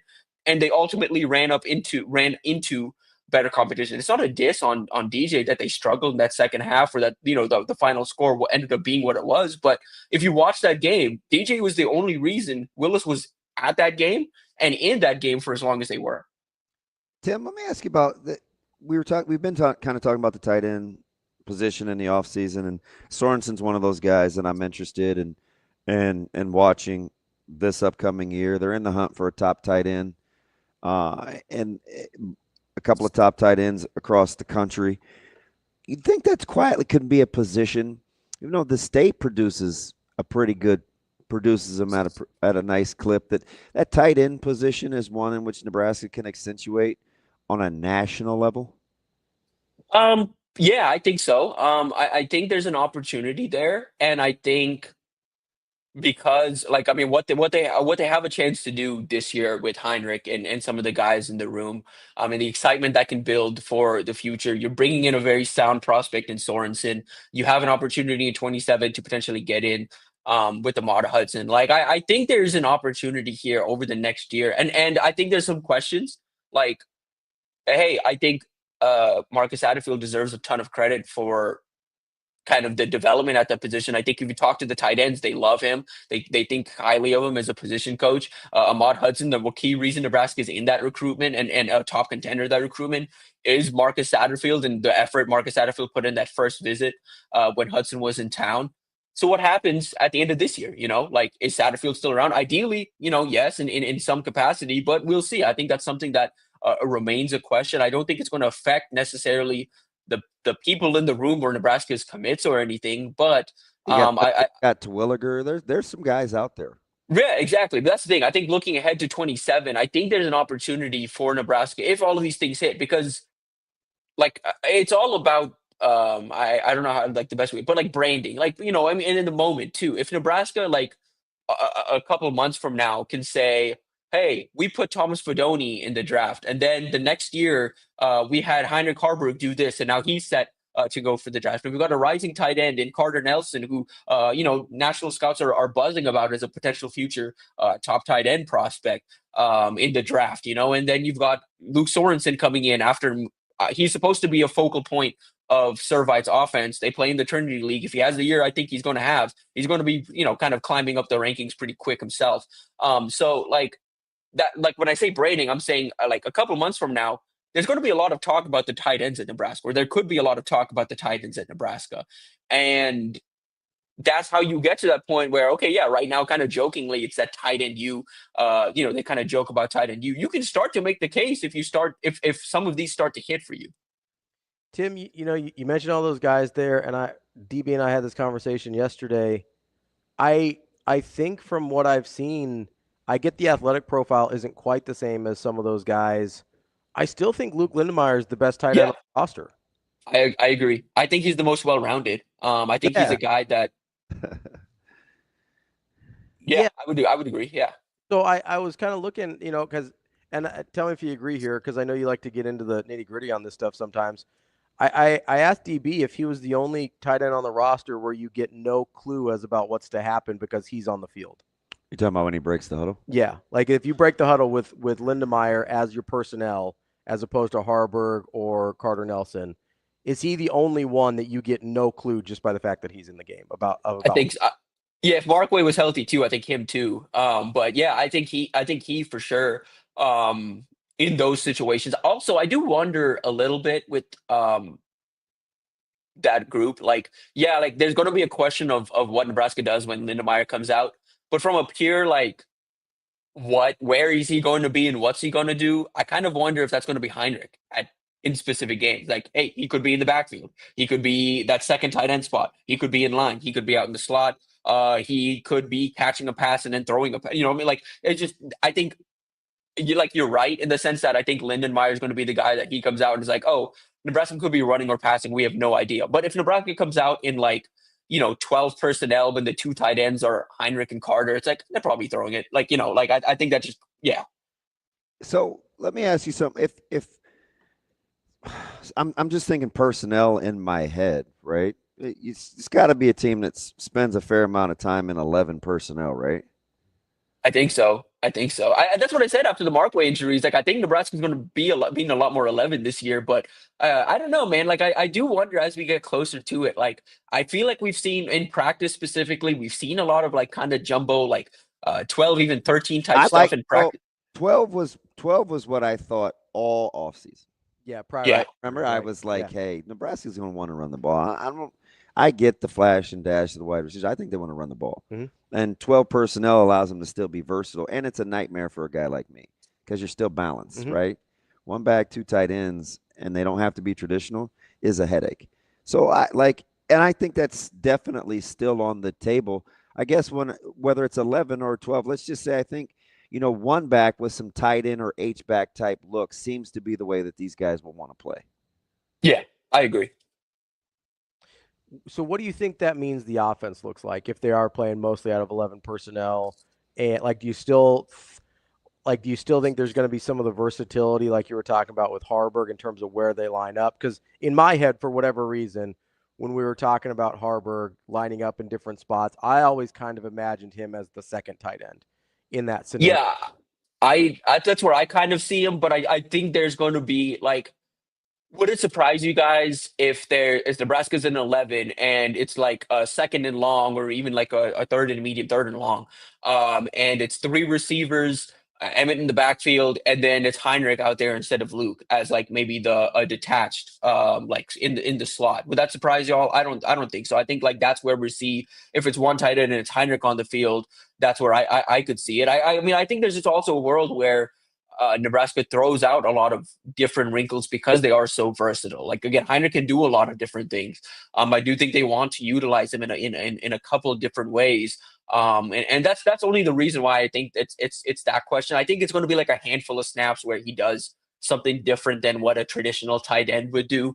But I do think there's that like the idea of that. I also think, and I wanted to ask you guys this because I mentioned when Markway went down, like I was like, oh, I think Nebraska's going to play a lot more 11. As we get deeper into fall camp, I'm like, well, are they going to play more 11 because Markway went down or because they're so comfortable with the depth at receiver? I think so. It's interesting. Like the coach in me says, stylistically, I want to utilize my best players. Mm-hmm. Right. So tight end's one of those spots. I don't know. Is my fourth wide receiver better than my second tight end versus how I want to play offense? I mean, that's the difference between 10 and 11 or 11 and 12, right? In this case, I do think your third option at wide receiver is better than your second tight end in the game until you get the same pass catching kind of prowess out of the position, whomever it is, right? I think there's a point. Yeah, you understand what I'm saying philosophically, right? So I think that's what it ultimately boils down to. And it's not just singularly better. Like you can't say, hey, is having Barney on the field better or worse than a second tight end? It's not that easy. Yeah. It's relative to what we want to be on the offense. How much are we willing to only play with an X and a Z versus having 2 tight ends? Right. Yeah. Yeah. Yeah. You know what I mean? Yeah. One of those guys has to come off the field. Stylistically, is Barney more useful to you than Heinrich Harburg? Because ideally, it's like, fudge, Barney's one of our best players. Why wouldn't we play with him as much as we can? As much as possible. Yeah. Yeah, I think That's what it Barney's on was. the field. Yeah, I think Barney and Key are like staples. I think they're on the field in most everything. Where for me, where it gets interesting is like, is there a point this Could you see fall? Barney being an X or a Z? No, I mean, Well, no, that's the dilemma. Right? Yeah, like especially not with the personnel, like the other options Nebraska would have to be an X or a Z. You know, like I just think it makes more sense. That's to keep. what you have to consider if you use another tight end or an H-back type outside of Lindenmeyer. Right. Somebody's coming off the field. And you probably don't want it to be Ja'Cory Barney. Or you have to how much can you use? Like, yeah. How many different ways can you use them? Before you reach a point of diminishing returns, because you still want to be able to run the ball too. Yeah. Yeah. That's is there a point? Yeah, I was wondering with this question specifically, because it does bring up something like, again, in terms of, hey, is the second tight end better than Nebraska's third pass? I don't think so. I mean, I think they need to prove it. It's not really that linear, but yes, exactly. I'm saying if we run and run duo or power, are there other ways we can get to it and utilize our personnel and not compromise our passing game? Or how being an 11 personnel allow us to still do that? And is this going to be our RPO guy? Like, those are the cool things that where you're putting an offense together where you have to understand your personnel. Right. Like, I think players, not plays. So can you run the way you want to with Barney on the field instead of an extra tight end? Yeah. I just use that as an example, right? I mean, it's November, man. What are we doing? It's October. How does that fit with what our philosophy is offensively? Yeah. As we're having this conversation. I think part of that, though, is why Dana was so animate about perimeter blocking early. Because, I want to be able to RP. I want to be able to utilize some of the fundamentals of my offense, but we can't do anything on the perimeter without being physical. Mm-hmm. I don't care what it is. Yeah. Right? If you're not physical in the run game as perimeter blockers, in this league, it would be hard to still be a prolific passing offense because people wouldn't play you honest. Yeah. I mean, defensive coaches will adjust, right? So you want well-rounded. You want to be well-rounded. Yeah. Otherwise, you become as a we're victim having of this conversation. What's that? No, I was just about to mention, as we were having this conversation, Nebraska is better. Like, the receivers are better blockers. They are like they that's something that was been a point of emphasis. Barney, is an effort blocker. Isaiah's a good blocker. Dane's a solid blocker. And you mentioned early in the offseason or times of the offseason you thought it was going to be more 12. I did too. And for just the reason of the tight ends and all of that, I do think the reason our minds are changing a little bit is because I mean, I think the receiver talent is better. I think they are further along as blockers than maybe even Dana maybe have even accounted for coming out of last season. I mean, I do wonder if we asked him honestly what Dana's head. I mean, he said it straight up, like it was not a great situation in January. Like where his head was at with the roster he had in January versus the roster he has now, and what he's able to do with the pieces he has now compared to maybe what the cupboard looked like in January. The other question with the tight end room, I just wanted to throw out real quick. If he starts to pick up the offense and starts to like kind of move around quickly as a result of his mastery of the offense, is there a point where Nebraska can say, okay, maybe it makes more sense to go in 12 here because Carter Nelson as a second tight end is like a matchup nightmare? Is there a point this year where we could see that? Is there a specific matchup we could see that potentially where Nebraska feels that Carter Nelson, if he's in the playbook as much as he's supposed to be, and he's got that part down. Harburg or any of these guys. Yeah, any of those guys. Be good that appear to be able to run after the catch. So the question I was going to ask, and I'm glad you brought up Carter here, is I sort of view, and maybe I'm nuts just because I like Bonner too much, but like I view him and Bonner and their skill sets sort of similarly. Like, they sort of both feel like tweeners almost? I don't think we respect, as a fan, like in the media and as a fan base, I don't feel like we respect Bonner's talents enough. I think we describe him, we think Bonner, and we think, oh, man, hard hat, lunch pail kind of guy. No, I think he's really talented. He's a pretty talented player. Like, he can do a lot of different Every time things. he got the ball in his hands, he tended to do something positive with it.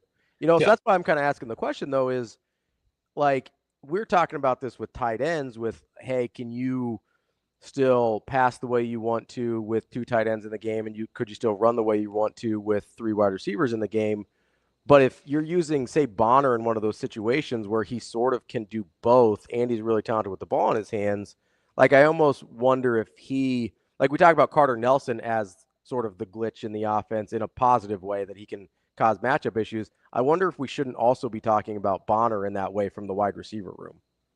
Yeah, I think so. In a different way, but just because he's another guy that you don't really know what Nebraska is doing when he's out there. Like Nebraska trots out an 11. It's Emmett Johnson in the backfield, Dylan Raiola, Luke Lindenmeyer's the tight end, Jenner and Bonner's one of the receivers, and then it's Dane Key and Ja'Cory Barney. What's Nebraska doing? You have no idea. Like they could block and they could just run it, and you feel pretty good about that group being able to block. They could throw it, and you feel pretty good about the opportunities. For a Dane Key to maybe clear out the field. Maybe you get Bonner on an underneath route, and you have maybe Ja'Cory on a deep cross. Like you have all these opportunities to it's like you trotted that specific personnel out there. The defense is going to have to account for essentially everything. Mm-hmm. Oh. Good conversation there with our guy, Tim Verghese, inside Nebraska. Tim, appreciate the time. As always, we'll talk to you next week. Appreciate you guys. How can you not want to run the ball if you think your offensive line is the strength of your team? Yeah. And we all tend to think they're better run blockers. I just go back to who do they want to be versus who they need to be. Yeah. I mean, it's going to be fascinating. I'm excited. Yeah, it is. It is. When you start to break it down into that's how you have to think about it if you're Holgerson. Need. And he's not blowing smoke when he says, I needed time to evaluate my talent and what we have in the room. Yeah. Then I'll tell you how we're going to play. I would say I believe him when he says we're going to play to the strengths of the team. I believe him when he says that. That's DB. I'm Ravi Lulla. We'll be back. More Hurrdat Sports Live coming up next. It's been phenomenal, to be honest with you. I mean, our team, and it goes back to our head coach, we probably have the most disciplined team in America. I mean, these guys are taking notes in every meeting. We put up a depth chart. We go out on the field, and everyone's exactly where they're supposed to be. We talk about a technique, and we show it up on film. We walk through it. We go do it live, and it's magic. I mean, these guys do it right. But that's not what I've done. I mean, I've taught them, right? But the infrastructure, right, that I walked into was amazing. And it goes from the head ball coach, and then it goes, all our strength coach, Corey Campbell's best I've been around. I mean, just the whole, so many different levels. So I'm just beyond excited. I'm excited to get out there and see these guys put it on tape.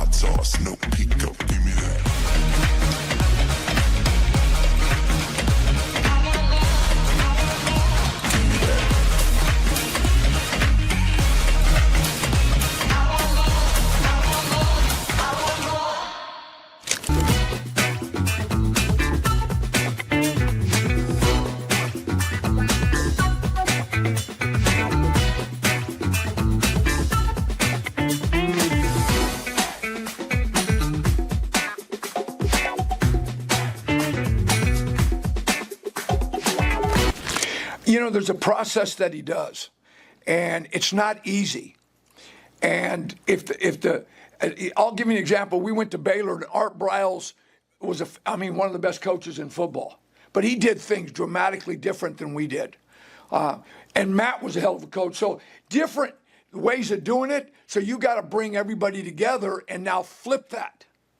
All right. And so, it takes time. A lot of the things that Coach Rule believes in and demands takes time. And you can see this team doing it. When Coach Rule, like we got on the defense the other day about not running the football, and Coach Rule came in the meeting. I mean, that they are just tied to him, to his hip. I mean, whatever he says, they're going to go out and do and believe. So that takes time. And the relationships and all that. And that's why I think the third year, Matt's teams have taken a big jump.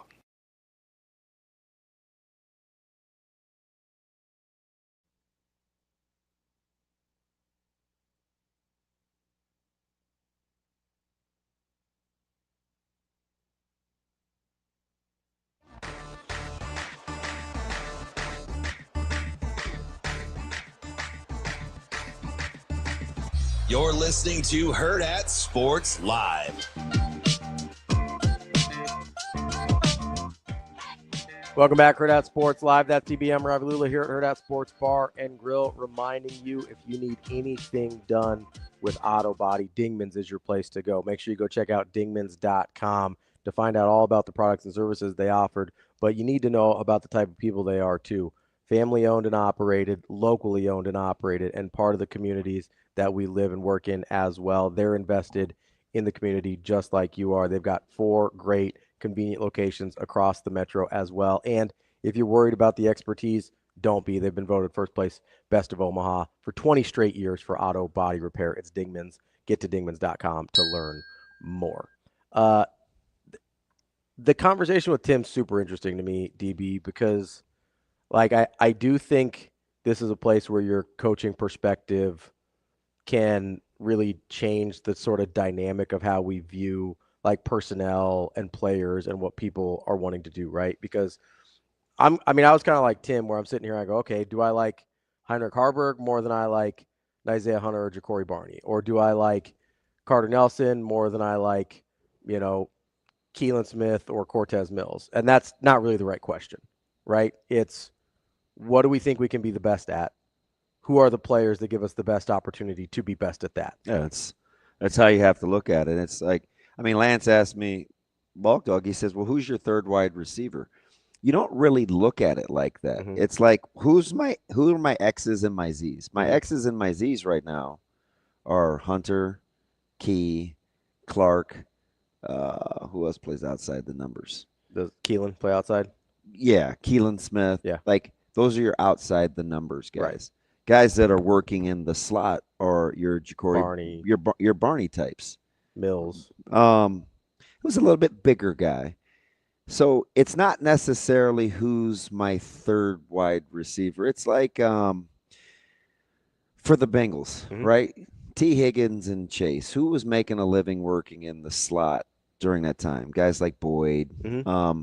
Now, would Boyd be as good outside the numbers? Out to an X. Would Edelman be as good if you moved him outside the numbers? Is Stokely as good if you moved him outside the numbers? Is Moss as good if you put him in the slot? Mm-hmm. Right? So it's not necessarily who's wide receiver 1, wide receiver 2, wide receiver 3. In that context, it's we know Barney's got to be in your top 2 pass catchers, but if I'm in 21 personnel, if I'm in 2 backs, 1 tight end, is Barney on the field? And if he is, where? Yeah. You put him outside the numbers? Maybe. Maybe. Hear my heart. I'm not saying you can or can't. I'm not saying he's not. I'm asking the question philosophically. Because if we think he's best inside the numbers, is he good enough outside the numbers to justify that being the perimeter run game? Are we still playing to his strengths? Yeah. Is he still the over, the mesh, the crosser, the sail guy? Mm-hmm. Or is he become kind of the slant, comeback, vertical guy? Yeah. Right. So those are all things that wide receivers have to think about, right? What makes Jamar Chase good? Well, you can put him anywhere. Sure. He can play in the slot. He can play outside the numbers. Those guys are tough, right? Even these bigger guys that you don't get used to playing in the slot. For Calvin Johnson, the best you could do with him is switch release him. Let him get inside. Yeah. he wasn't going to line up there where you'd think, oh, man, he's got a two-way go. You can't touch those guys for 5 yards. This should be stealing. And Tyreek Hill made hay playing inside the numbers. Even though you typically think of the super fast guys being put him on the numbers. outside, just run by guys. Yeah. Right? So, I mean, it's not – those are the things that you have to – those are the things that you have to think about. What is my versatility within this offense? And then you add in the wrinkle that we talked about at the very end there. All right, what is the strength of not just my receivers or tight ends, but then how does that mesh with the strength of what I think my offensive line is, right? It's how you're putting the roster together, you know? Right, because you think, I mean, most people think the offensive line is a strength, which is great, but I think most people also agree run blocking is ahead of pass blocking at this point for this particular group, right? Yeah. Especially like you look at Pritchett, you look at Spindler, you look at Litovsky, like those are all guys that you think of, hey, they're more road graders than they are pass protectors at this point. Not to say that they won't be good at both at some point, right? So you go comment in the stream, right? Not to cut you off, but to accentuate what you're saying. If you believe, the comment is, I don't believe we have TE2, a tight end 2 that is an inline guy. Let's say, whether I agree with that or not, let's say it's true. So then on a smaller scale, the discussion goes, all right, if I want to get in 12 personnel, is that where I use Teddy? Is that where like I use my next? It's not tackle. Yeah, but it's not even, so it's not really jumbo in terms of personnel. It's jumbo because he's bigger than a normal tight end. Do you know what I mean? Yeah. I don't want to argue with the like semantics, but like personnel. that would be jumbo. Right. But you're doing like a 12, which is a tackle it. Yeah, you're just it's just another it's just a tackle playing tight end. Sure, it's bigger. Yeah, But if you don't think you have if all of a sudden Ingerson develops where he's ready to play on Thursday night in Kansas City, that alleviates your concern on whether you need to play a tackle at the other tight end spot. Right. Yeah. Right. So that's the part where Markway's injury hurts. Correct. Hey, I feel good about having a second inline tight end that can also be a good pass catcher. That it doesn't tip our hand. It keeps you balanced. That doesn't tip our hand. So now, but if you do think you have a pretty good TE2 that can handle inline and be an off-ball guy, and you can put him in move. Yeah. And you're uncomfortable that he is not playing. So, because here's the thing. What would you have done? And it's a good problem to have. I just use it to spark your thought. What would you do if Markway is healthy, Lindenmeyer is healthy, and you have 3 really, really good wide receivers? Do you know what you're not doing? You're not going empty. No. One of those guys is going to be off the field sometimes. Yeah. And you're going to be uncomfortable about it. You hope so. Yeah. You hope that if all those guys are who we think they can be, then you're uncomfortable one of them's not on the field. Yeah. Right? That's the different way to look at being capable and multiple at different positions. Because let's say in that situation, you're like, okay, well, I decide I don't really want Barney outside the numbers. Like, are we at our best when player X and player Y are on the field at the same time? Yeah. Those are the things that OCs have to think about. There were packages that we would run, and sometimes it helped us, sometimes it hurt us, right? Where you'd want Keenan Cotton in the slot. Sometimes you'd want him, but he could play outside the numbers too. So when we're in, 20 personnel and we're playing with 3 wide receivers, are we playing a matchup or we putting him outside the numbers? Yeah. Right? Or a couple years ago, you had 2 really good tight ends with Spady and Christian Jones, right? Where both these guys, and so there would be these debates. Okay, if Christian and Spady are both in the game in this personnel grouping, who's coming to the bench? Well, 2 years ago, it would have been Keenan. Yeah. And then it's like, well, how good do we feel about that? I would say, yeah, I don't feel good about putting Keenan on the bench. So sometimes offenses, that's the game within the game. Another good example defensively. Hey, we really like these guys on the field from a personnel standpoint. Can we, if we get into let's say big nickel, how hurt are we by not having this player on the field? right? If I play with an extra DB. So let's say you really like your linebackers, but you feel like you need to play with an extra DB on the field. How good do you feel? Like, how good do you feel taking Shavers off the field? Yeah. Would be the example for Nebraska, right? 100%. Which, me personally, don't feel good about taking Shavers off the field. Just had the conversation last week when we start to insert nickel. We pulling one of our better second-level guys off? Are we pulling a D lineman off and having that second-level guy go put his hand in the dirt? Do we bring in somebody altogether different as a really good fifth DB? Yeah. Like, those kinds of things matter. And when you're trying to personnel it, because those guys have headsets too. Yeah. Hey, 17, 6, 4 in the game. Right? Or that's not 17 anymore. It's 2. 2, 6, and 4 in the game. Yeah. Right? Those are 3 receivers.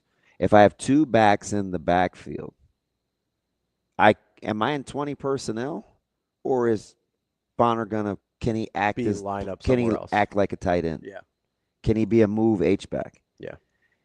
The guys upstairs on defense will say, hey, I want to know personnel groupings. Hey, 4's out, 85's in. 4's out, 44's in. 44's out, 10 is in.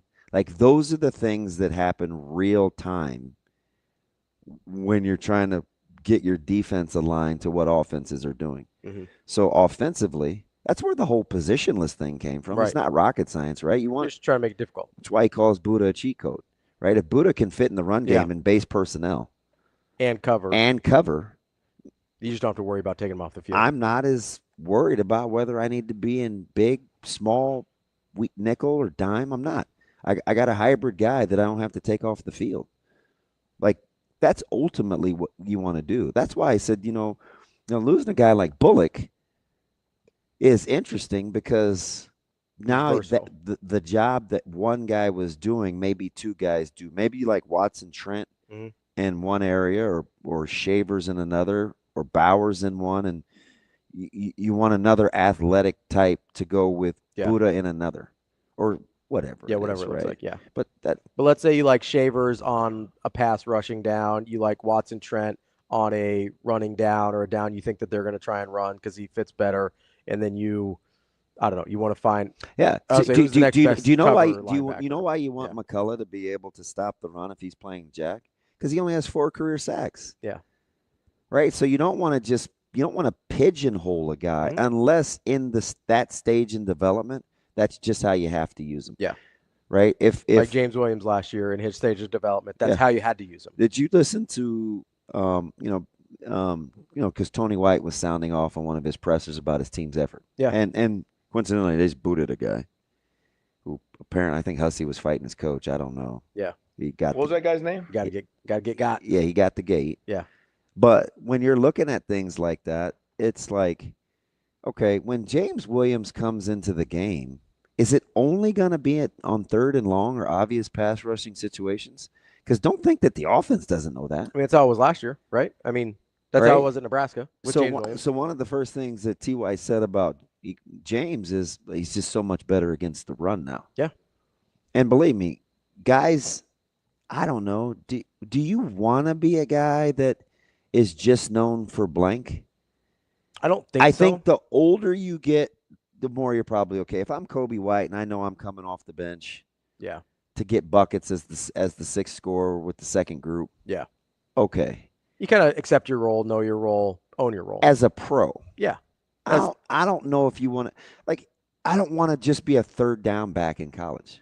Yeah, I don't want to just be a 1st down and 2nd down back in college. No, you want to feel like you can play whenever, wherever. I don't even know however. if I would want to do that in the league. Right? Like, if I'm Vince Wilfork, I don't want to have to come out on pass rushing downs. Yeah. But if that's where I'm at in this stage of my career, and this is what I do well. Yeah.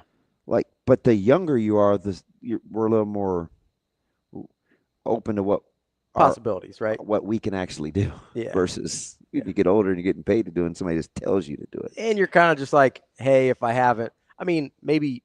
You think pass catching tight ends just want to be pass catching tight ends? Yeah, some of them. I don't know. It sure did piss Kittle off. Yeah, Kittle's a little different though. He's not the only one. No, but like I don't know. Do you look at like and Kittle became pretty complete in a hurry. Oh yeah. Talk to Laporta about being just a pass catching tight end. So that's a good example. Yeah, Laporta's a good example. Yeah, he's not trying to hear it. No. But I do wonder, how much did Antonio Gates care? Why did Fant change his body type? Yeah. He wanted to stay on the field more as an every down tight end. For sure. Yeah. So, you always kind of want to be that guy. Yeah, I do wonder. It is interesting when you kind of accept a certain version of yourself. Yeah. Well, I'm just at what point in your career? I'm just a shooter. Yeah. You think guys like that? No, I tried to work on my ball handling. I was bad at it, but I tried. Right. You know what I mean? I understood that if I could play a point guard position, I actually was going to get to play more. And you're more valuable. And you're harder in people's game plans. Yeah. There's a lot of people that we think are pretty good, like the perception is. But when it comes down to actually game planning them, not that hard. It's not that hard. Because you know what they're going to do. Yeah. It's not that hard. When this guy's in the game. You'd rather face a really good, versatile player. Give me one-dimensional every day that ends in Y. Why am I terrified as a coordinator with Max Clark being a move guy for North? Do you know what to do with him? I don't know what to do with him. So I know he's a really good player. Yeah. And do I have to treat him like a number 3 coming out of the backfield in this coverage? Is he an inline tight end where he's a natural 2? If he's in the game, can they put him in their bunch sets? You have to match personnel sometimes. So if you're a defense coordinator in the NFL, you say, hey, I'd rather try and – I don't know if this is the right example, so tell me if I'm wrong. I'd rather try and game plan for Tyreek Hill than Deebo Samuel. That's I'm splitting hairs, but yes. Okay. Yes. I know it's extreme example. Because I don't want either one of those guys in the open field. Right. And they're going to come from they can start from in between the hashes. But if Deebo can be in the backfield Tyreek's probably or good a 1 or line up as an H-back and get an inside handoff, that's hard. You put Deebo on high alert. He compromises your defense. That's DB. I'm Ravi. Lulla. We'll have Mike Sautter coming up next year on Hurrdat Sports Live. Well, the fact we're not playing each other, we're all going to be on the same side of the net will be different. And then, I think we'll look at some potential lineups and be able to make changes within those lineups that we would potentially make the following weekend. So I think you just learn a lot more. It's like an exhibition against another team that a lot of programs do this time of year. So this is our version of that. It just happens to be against alumni, which makes it more fun for the fans. I know you talked about it a little bit, but where did this idea come from? Just with pro getting so big in the U.S. and knowing more players are around and more programs are doing it. We were talking about doing one at Louisville. Then I got here. I'm like, we should definitely be able to do one here with how many players are playing. And we just decided if we could get 7 or 8 alumni that would be willing to play, that we would roll with it. So we got the first 7, and luckily we're able to add a few more. So the alumni aren't having to play the whole game. But we also want to make a really fun event. And Nebraska's got such great tradition to celebrate some of that during this time.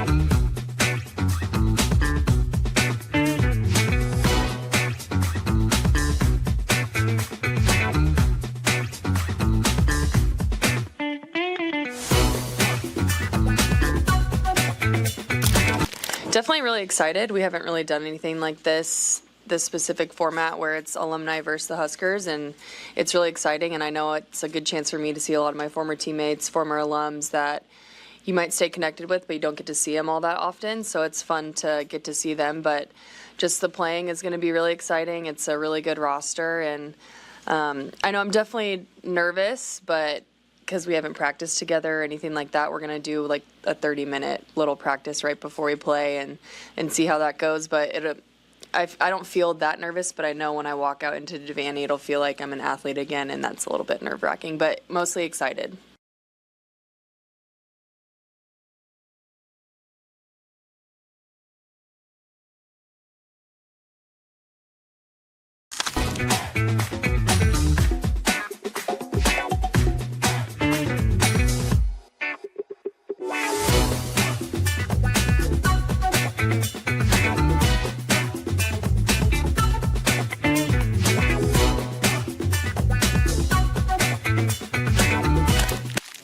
Imagine your first dream home and the feeling of walking inside for the first time. With Centrist Federal Credit Union's First Time Home Buyers program, you are at the doorstep of bringing your vision to life.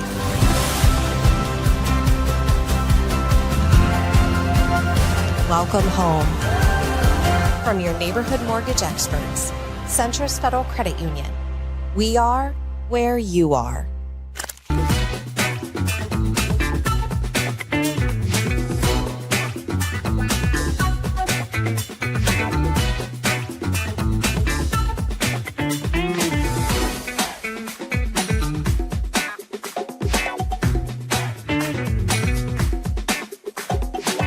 Honestly, like I barely know some of the people that are playing with Kelly, so I think it's going to be exciting, but it's also going to be interesting. Like it's the first time we're going to have like a true lineup out there and probably not mixing around as much. But I'm really excited. Like a lot of the girls, like Allie and Lindsay, like I got to play with, so it's going to be fun playing against them. But yeah, I'm just really excited, and I know it's going to be really fun and competitive. What was your reaction when you first heard that they wanted to do this?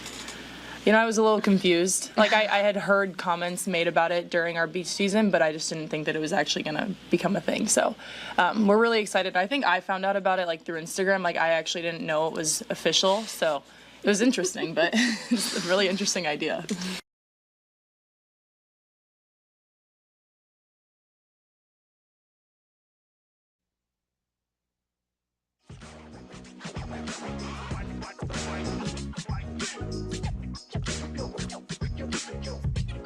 You're listening to Hurrdat Sports Live. Oh, yeah, no doubt, no doubt. Mike Sautter. Yeah. Mike Sautter. Oh, man, you're going to put me on the spot. Mike Sautter. Welcome back. Hurrdat Sports Live, presented by Centrist Federal Credit Union. That's DB. I'm Ravi Lulla here at Hurrdat Sports Bar and Grill. Joining us now, driving. Oh, you got it. Dude. It's been a while. See, he hasn't been with us. It's off. He's been at his house. I did it when I first sat down. It was, but you see, it was on when I first sat down, and then how can that even be your defense when it clearly was up? It was off. Instinctive. Come on, man. Do you know what I mean, though? This is like that can't be your go-to. Hey, we're like Thin Lizzy. The boys are back in town. I'm back here sitting in this chair. Thin Lizzy. That's a group. Yeah. The boys are back in town. Oh man, I think that was the Bus Boys. The boys are back. 1, 2, 3, 4. Am I thinking of a different song? I think a couple of bands have done that song, so that could be okay. What do you think they're called? The Bus Boys? Yeah, I'm gonna look up, see if they've got a song. The like Bus Boys. Listen, it's been a long week, man. When your shower is turned on at 4:10, we're moving. That's like the Bus Boys. Didn't they sing some song about the boys? They have covered that song, so they've covered the exact same song. Okay. Yeah. So you're right. And I'm probably gonna side with the brothers because I'm guessing Thin Lizzy is not. Definitely not. Okay. We're gonna show you what Thin Lizzy looks like. Yeah, yeah. I don't even know what they look like, but I know it's an old song. That's a heck of a name. And who's Lizzie? I don't know. Let's get a picture here, though. Thin Lizzy. Oh, one of them's. Oh, they kind of look like ambiguous. Whoa. What kind of duster is that? The one in the middle might. That not is be a cookie crumbler. He doesn't look 100% white. Oh, so it's giving me some, I don't know, some Beatles vibes. Maybe it's the round blue glasses. I would say it's probably probably the hair in the glasses more than anything. Yeah, those definitely not the Bus Boys. Very different sound than the Beatles. So where are we coming from, Jerome? We're coming from Waverly. I was at Waverly this morning. Yeah, they don't look like the Bus Boys at all. No, definitely not the same. What movie was that in? Was it Beverly Hills Cop? Or the one with Nick Nolte, 48 Hours? I think they were in 48 Hours. Yeah. Yes, it's 48 hours. Yeah. Let's go, DB. Yeah. It's coming from Waverly this morning. So I've been like Leonard Skinner, call me the breeze, just driving around. Keep me blowing down the road. Are you a windows down guy? No. No. I like air conditioning. Some people are just like that, and I typically try not to ride with those people, but some people just like the windows. That's down. how my wife is. She's windows down? Yeah, if I'm in the car, though, she knows better. That's tough. Yeah, I'm not doing it. Like but she likes if it's up to her, windows down. Bless her heart. I'm like, what are you doing? Her and my dad would get along. Like, what are we doing? Got a game today. It's 104. We're not turning on the AC. Gonna make you soft in this 15-minute car ride. 99% sure I'll be okay. Just saying. How was practice this morning? 6 or 8? Or 5:30. Whistle pre-practice was 5. He says 20, but it's like 5:18. So there's like pre to the pre. Yeah. And then that's good. I had to wake up. It rained on us a little bit. Oh, it did? Yeah. Oh. It was sprinkling. Yeah. Waverly did not rain. Sun came up. It was beautiful. Like it's pretty, isn't it? Yeah. You smell the grass. It's like that's sometimes I feel like that's my safe space. Yesterday in Lakeview, 5:45 a.m. That picture of that grass was phenomenal. It was is so amazing. Pretty. It's amazing. Their playing field is like holy. When did they get on it? Never. They practiced a little bit on it at the beginning of practice, and then they went up top to their 2 100-yard perfectly manicured grass fields. Hey, do you want a funny, a little anecdotal bit I heard on Friendsome? So I was expressing my affinity at a particular place, and there were a couple people from where he's from. I mean, total coincidence. And I'm like, oh, he's this and he's that, and even when they beat us, he was cool walking. Like I just enjoy talking to him, right? And we're going on some years now. And the guy goes, back in the day, he was a mean, tough, I could see that. Fighting, pick a fight, couldn't control son of a gun. I thought he was exaggerating. And his buddy stood with his arms folded, and he just was nodding his head like, yep. I'm like, Coach Friend. I'm like, there's no way. Yeah. That guy was a wackadoodle. I could see a little bit of that at a younger age. Yeah. Mm-hmm. But like you watch he doesn't coach like that. No. He's intense. Like I know Coach Lamanji was once nuts. Yeah, for sure. Right? Like yeah. You can get that usually vibe. I knew Coach Petito was playing with a half deck. Like you just know guys. Yeah. They are they're nonsense. about that life. Yeah. Coach Friendson, I asked him, I said, okay, 5:45 practice, what time are you gonna get there? He goes, 3:45. That doesn't surprise in the me. morning. I'm like, bro, have fun. I'll see you there at 5:40. During that 7-on-7 when they beat us in the quarters. Yeah. I think they were warming up for about 38 minutes. Yeah. I'm dead dog serious. Yeah. Unbelievable. Some things just built the reputation. That grass though was sensational. It is. I'm telling you, like, it's amazing. Like their facility football, like it can't be less expensive than just laying the turf once, than the upkeep of that grass you sent me. He told me they had on their playing field. He told me because I was just like in awe of their playing surface, and I was like, man, like this looks really good, like high level, big time college football grass field. Shane, would you rather play on the new special turf or natural grass? Natural grass. New special turf or natural grass? Special turf.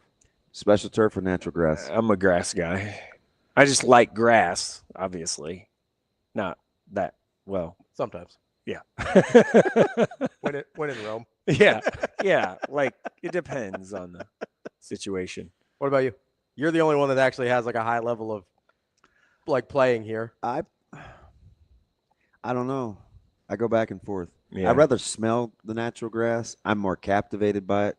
Not sure I want to play on it. I think this is my reasoning. I don't know if it's right or not, but I feel like I'm going to have less variability in the artificial, and so I like my chances not to get injured. 98% of the time I'm going to take the grass, but I'm not like lock stock. Yeah. Yeah. It's they're I mean, I almost missed the start of our pregame in East Lansing a couple years ago up there because of their grass. And they had a little precip in the morning. Yeah. And I literally was on both knees like I must have been in my own world, and Coach Els comes over because I forgot he was on Michigan State staff at the time, and he goes, "You doing all right down there, Dad?" So then I took a picture, like I had to play it off. Yeah. I took a picture and I tweeted it out. I was like, "Ooh, that's your grass this morning." When the reality of it was, I was completely enthralled for like 8 minutes of looking at the blades.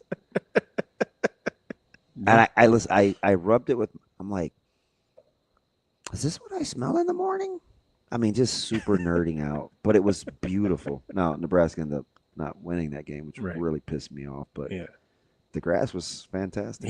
Frenzen told me that he said you should have seen the amount of sand they put on this thing in the summer. Yeah, I gotta imagine the upkeep is tough. He said they got the thing from the golf course, like the sand spreader thing, and like did that, and I'm like, whoa, that's like a lot.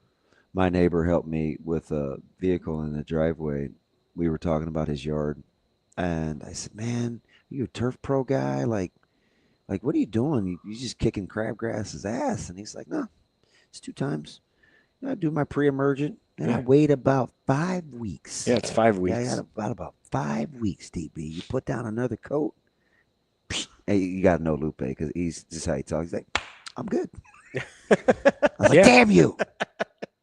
My next step is I got about 2 or 3 weeks left on my first week of September. I'll put down the next, like the third or fourth step of like the stuff on my yard.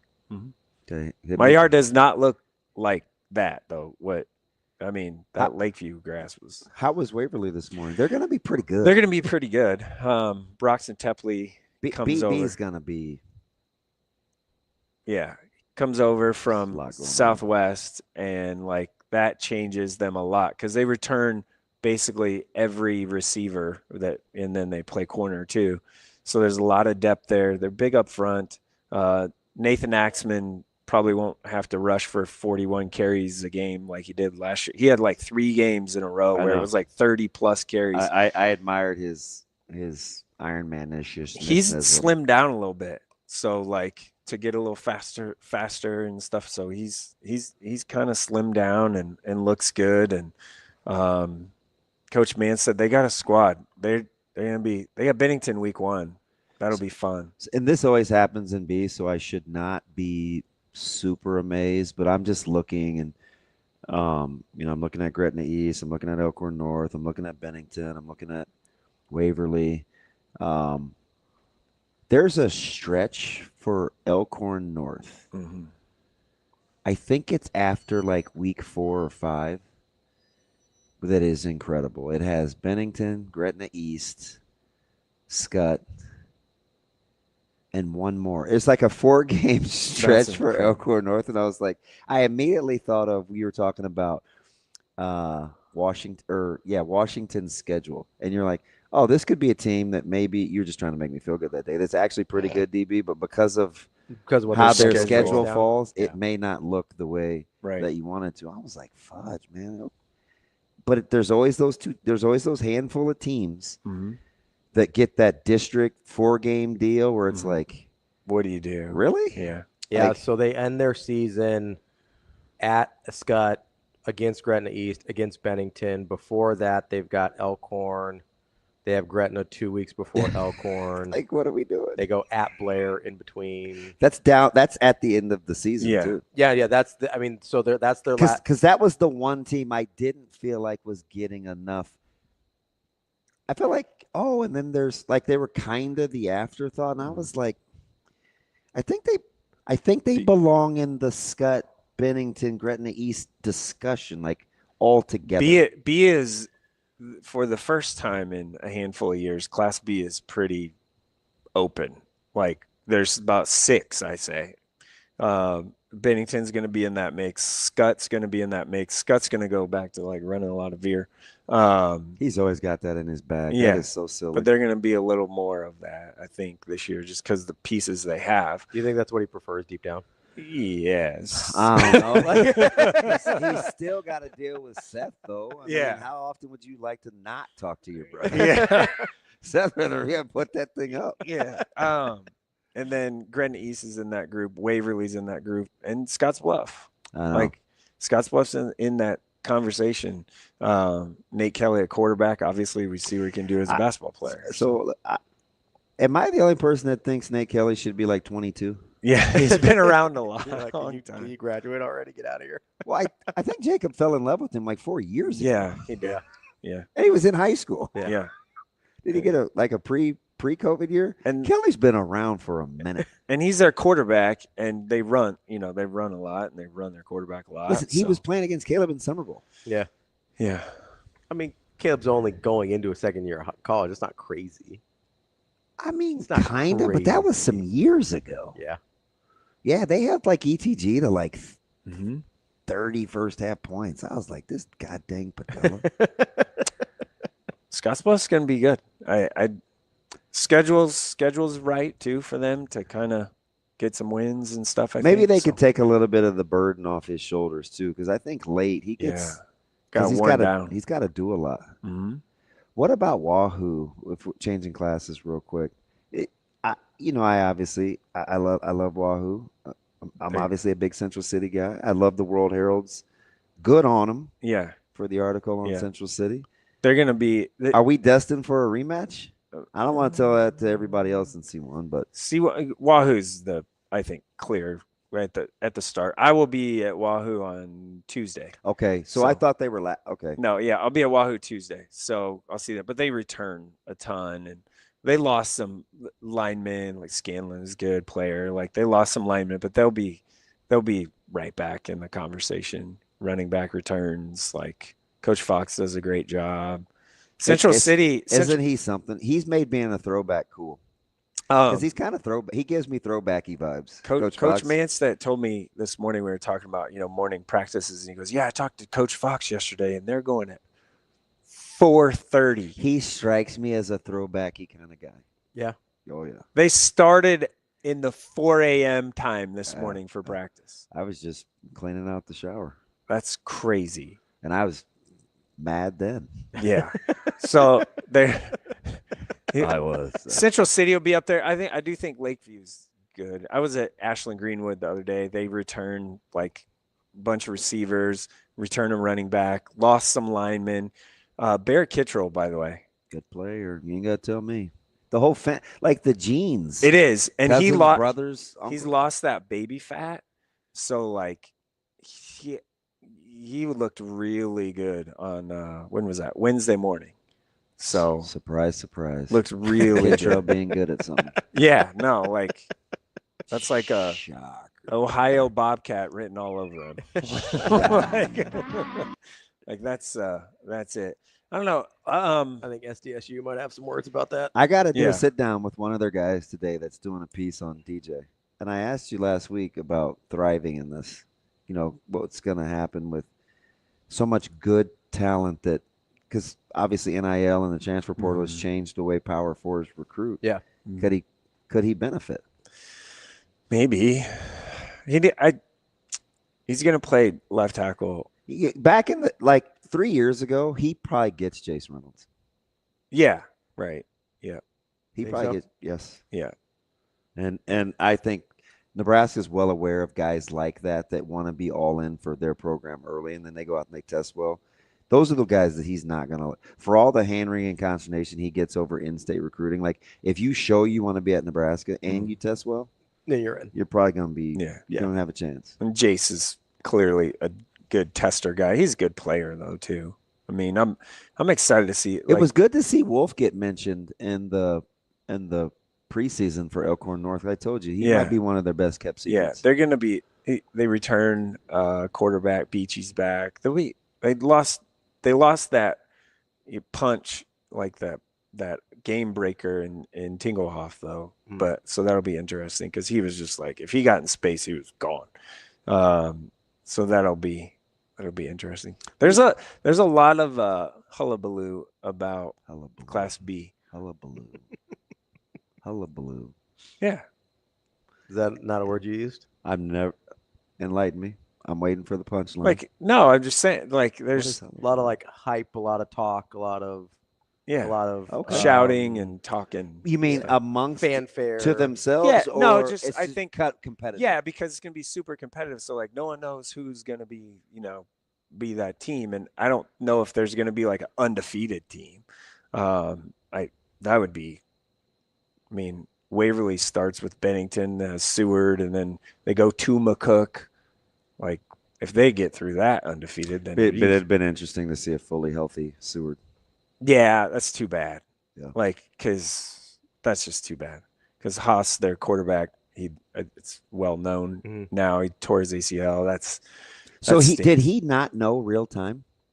Yeah, they were hoping for the best. So he did it right before or during like South Dakota State camp. He went up there, and then he played in our 7-on-7 tournament on a torn ACL all day. And that's a lot of dropbacks and stuff. Like, I'm talking That's days why I'm asking later. you, did he not know? They had maybe a good idea, but they hadn't He was MRI'd playing. it yet. Yeah, oh yeah. No, listen, like 15 feet away from me. Yeah. That's wild. I was like, huh. Yeah. Gretna's another one maybe in that group too and be. I don't know. Sounds weird given the history, but quietly I cheer for them. Yeah. Coach Dalton's Gretna. a good dude. I just do. Yeah. He and I have a really, really, really good relationship. Yeah, he's a good dude. And Good he's kind of a cheat code. He knows a lot. He's a nerd. He likes scheme and nuances, and I like Coach D quite a bit. That's good. Where are you headed next? Let's see. Today, Bellevue West.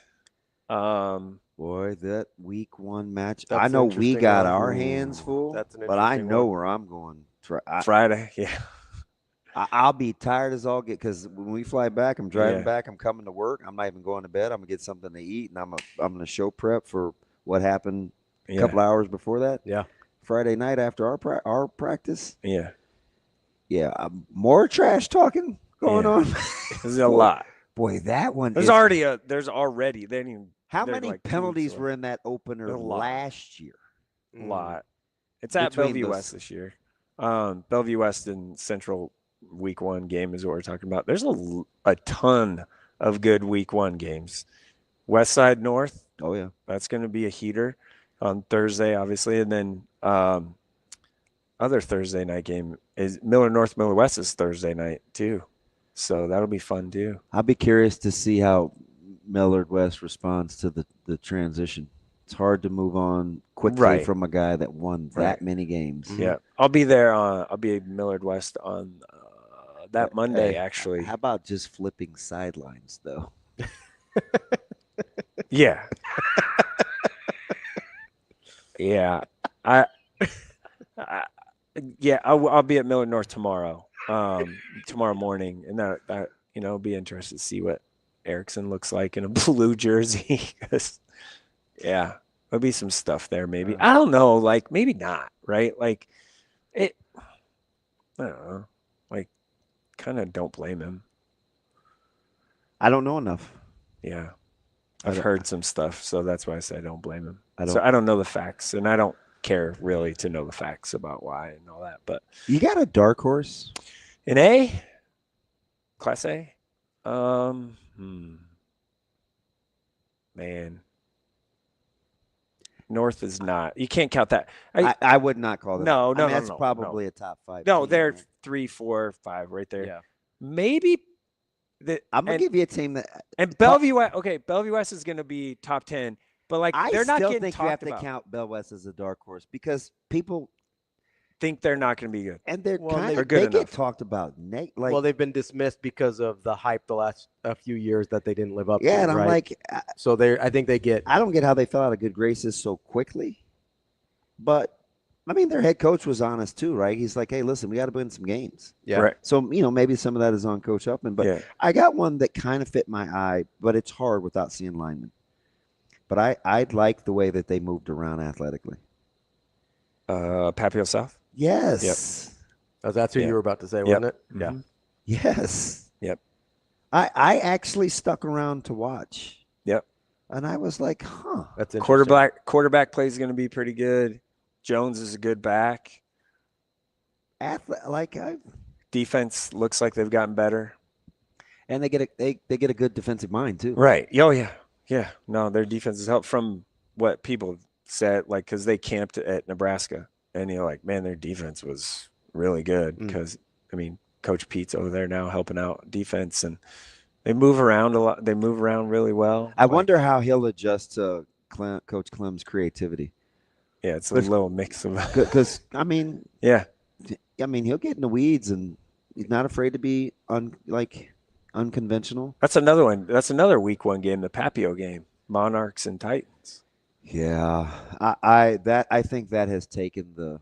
How's Papio this year? I think that has taken the reign. New coach, like the nastiest. Yeah, like most. Yeah, even the parents, man. Yeah, no love lost. It's zippy. Really? And now they're doing the whole 1-for-1 school swap thing. Yeah. Yeah, I probably haven't been to that game in a few years. The Papio South. It's always packed. Like It's surpassed Prep Westside. I don't know about Central North. Central North is pretty heat. I mean, you saw the video, right? How many in a row? Wait, how many in a row has North won though? I don't know. 4 or 5? 5? It's at 6, least 10? 6. I don't know. It's a lot. Feels like a lot. It doesn't seem like it was that many. Yeah, but that social media. That's why. Just don't do it. There's things that I bet they wish they wouldn't have done in that video. Which school? The Central video thing. Oh yeah. There's some. Well, they had things. to pull it down. Yeah, there's some stuff that was like, you probably shouldn't have done that. But they're good. Hey, Central with Pittman and Keith. I kept hearing the best safety tandem in the state, so I guess we'll have to. Like those two back there, they're long and athletic and stuff, so it's gonna be tough. Like put that to the test. Yeah, I mean, Torrey's obviously great. Reed McIntyre's a pretty good safety though too. It's not even ours. I mean, there's a lot of teams that play good defense. I know, but he's a lot of teams that Reed play McIntyre's pretty good. He's legit. Yeah, need to get that son of a. He's like. Were you gonna call him son of a gun? B-word? You were close. You were close. I think that about him because he's real mean spirited. Yeah. Yeah, but I was gonna. That would have been amazing. But I was gonna say gun. He always says son of a gun. I know. I thought you were gonna slip there for a second. It's kind of like, fuck. He is a mean. Reed's a mean kid. It's kind of like one of those. That's Mike Sautter. We appreciate you stopping by. Hey, maybe in the fall, just show up again like I used to back in the day. Do this back in the day. The boys are back in town. It actually goes, the boys are back in town. No, it's definitely the bus boys. The bus that's boys. What they're doing. The bus boys are back in town. Yeah. Hey, make I sure don't- while I don't you're know driving. about Fat Lizzie. Thin Lizzie. Her too. Fat Lizzie's the cover band. Yeah, Shout out Hurrdat Brand Goods for the gear. That is pretty sweet. The hat. Hey, while you're on the road, make sure you get that seatbelt fast That and is make it click. legit. It prevents injuries and saves lives. So your friends are at the NDOT Highway Safety. They Office, are. letting you know about that. Yeah. We'll be right back. More Hurrdat Sports Live. It's been phenomenal, to be honest with you. I mean, our team, and it goes back to our head coach, we probably have the most disciplined team in America. I mean, these guys are taking notes in every meeting. We put up a depth chart. We go out on the field, and everyone's exactly where they're supposed to be. We talk about a technique, and we show it up on film. We walk through it. We go do it live, and it's magic. I mean, these guys do it right. But that's not what I've done. I mean, I've taught them, right? But the infrastructure, right, that I walked into was amazing. And it goes from the head ball coach, and then it goes, all our strength coach, Corey Campbell's best I've been around. I mean, just the whole, so many different levels. So I'm just beyond excited. I'm excited to get out there and see these guys put it on tape.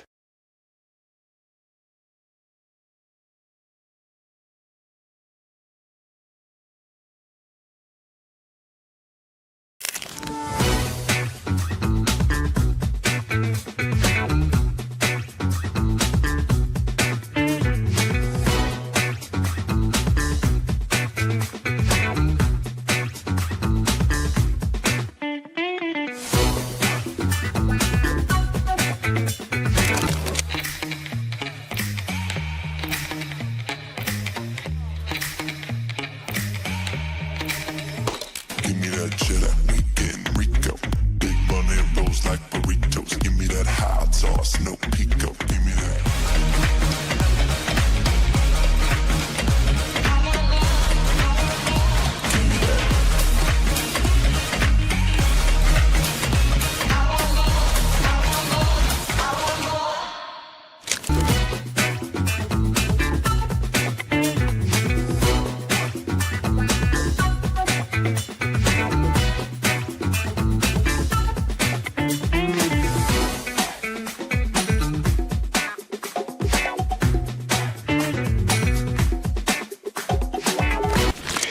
there's a process that he does, and it's not easy. And I'll give you an example. We went to Baylor, and Art Briles was one of the best coaches in football, but he did things dramatically different than we did. And Matt was a hell of a coach. So different ways of doing it. So you got to bring everybody together and now flip that. All right. And so, it takes time. A lot of the things that Coach Rule believes in and demands takes time. And you can see this team doing it. When Coach Rule, like we got on the defense the other day about not running the football, and Coach Rule came in the meeting. That they are just tied to him, to his hip. Whatever he says, they're going to go out and do and believe. So that takes time. And the relationships and all that. And that's why I think the third year, Matt's teams have taken a big jump.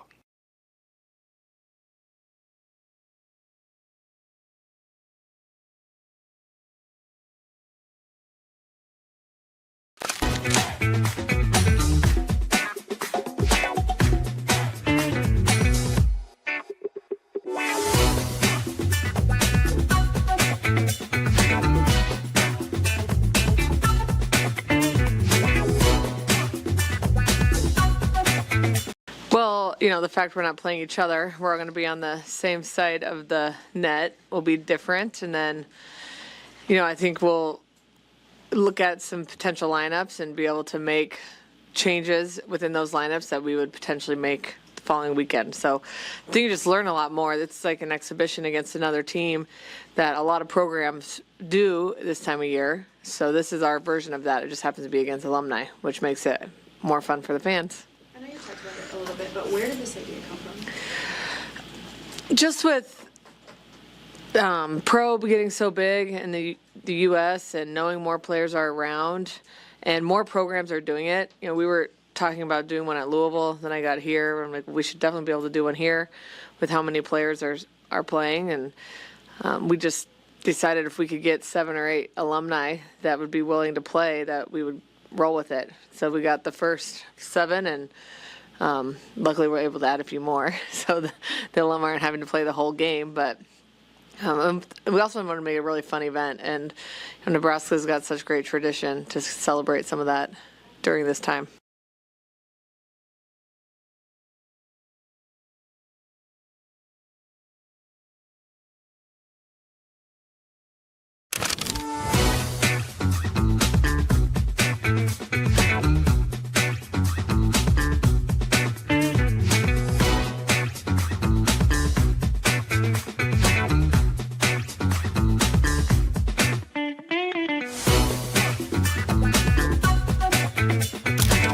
Definitely really excited. We haven't really done anything like this specific format where it's alumni versus the Huskers, and it's really exciting. And I know it's a good chance for me to see a lot of my former teammates, former alums that you might stay connected with, but you don't get to see them all that often. So it's fun to get to see them. But just the playing is going to be really exciting. It's a really good roster, and I know I'm definitely nervous, but because we haven't practiced together or anything like that, we're going to do like a 30-minute little practice right before we play and see how that goes. But I don't feel that nervous, but I know when I walk out into Devaney, it'll feel like I'm an athlete again, and that's a little bit nerve-wracking, but mostly excited.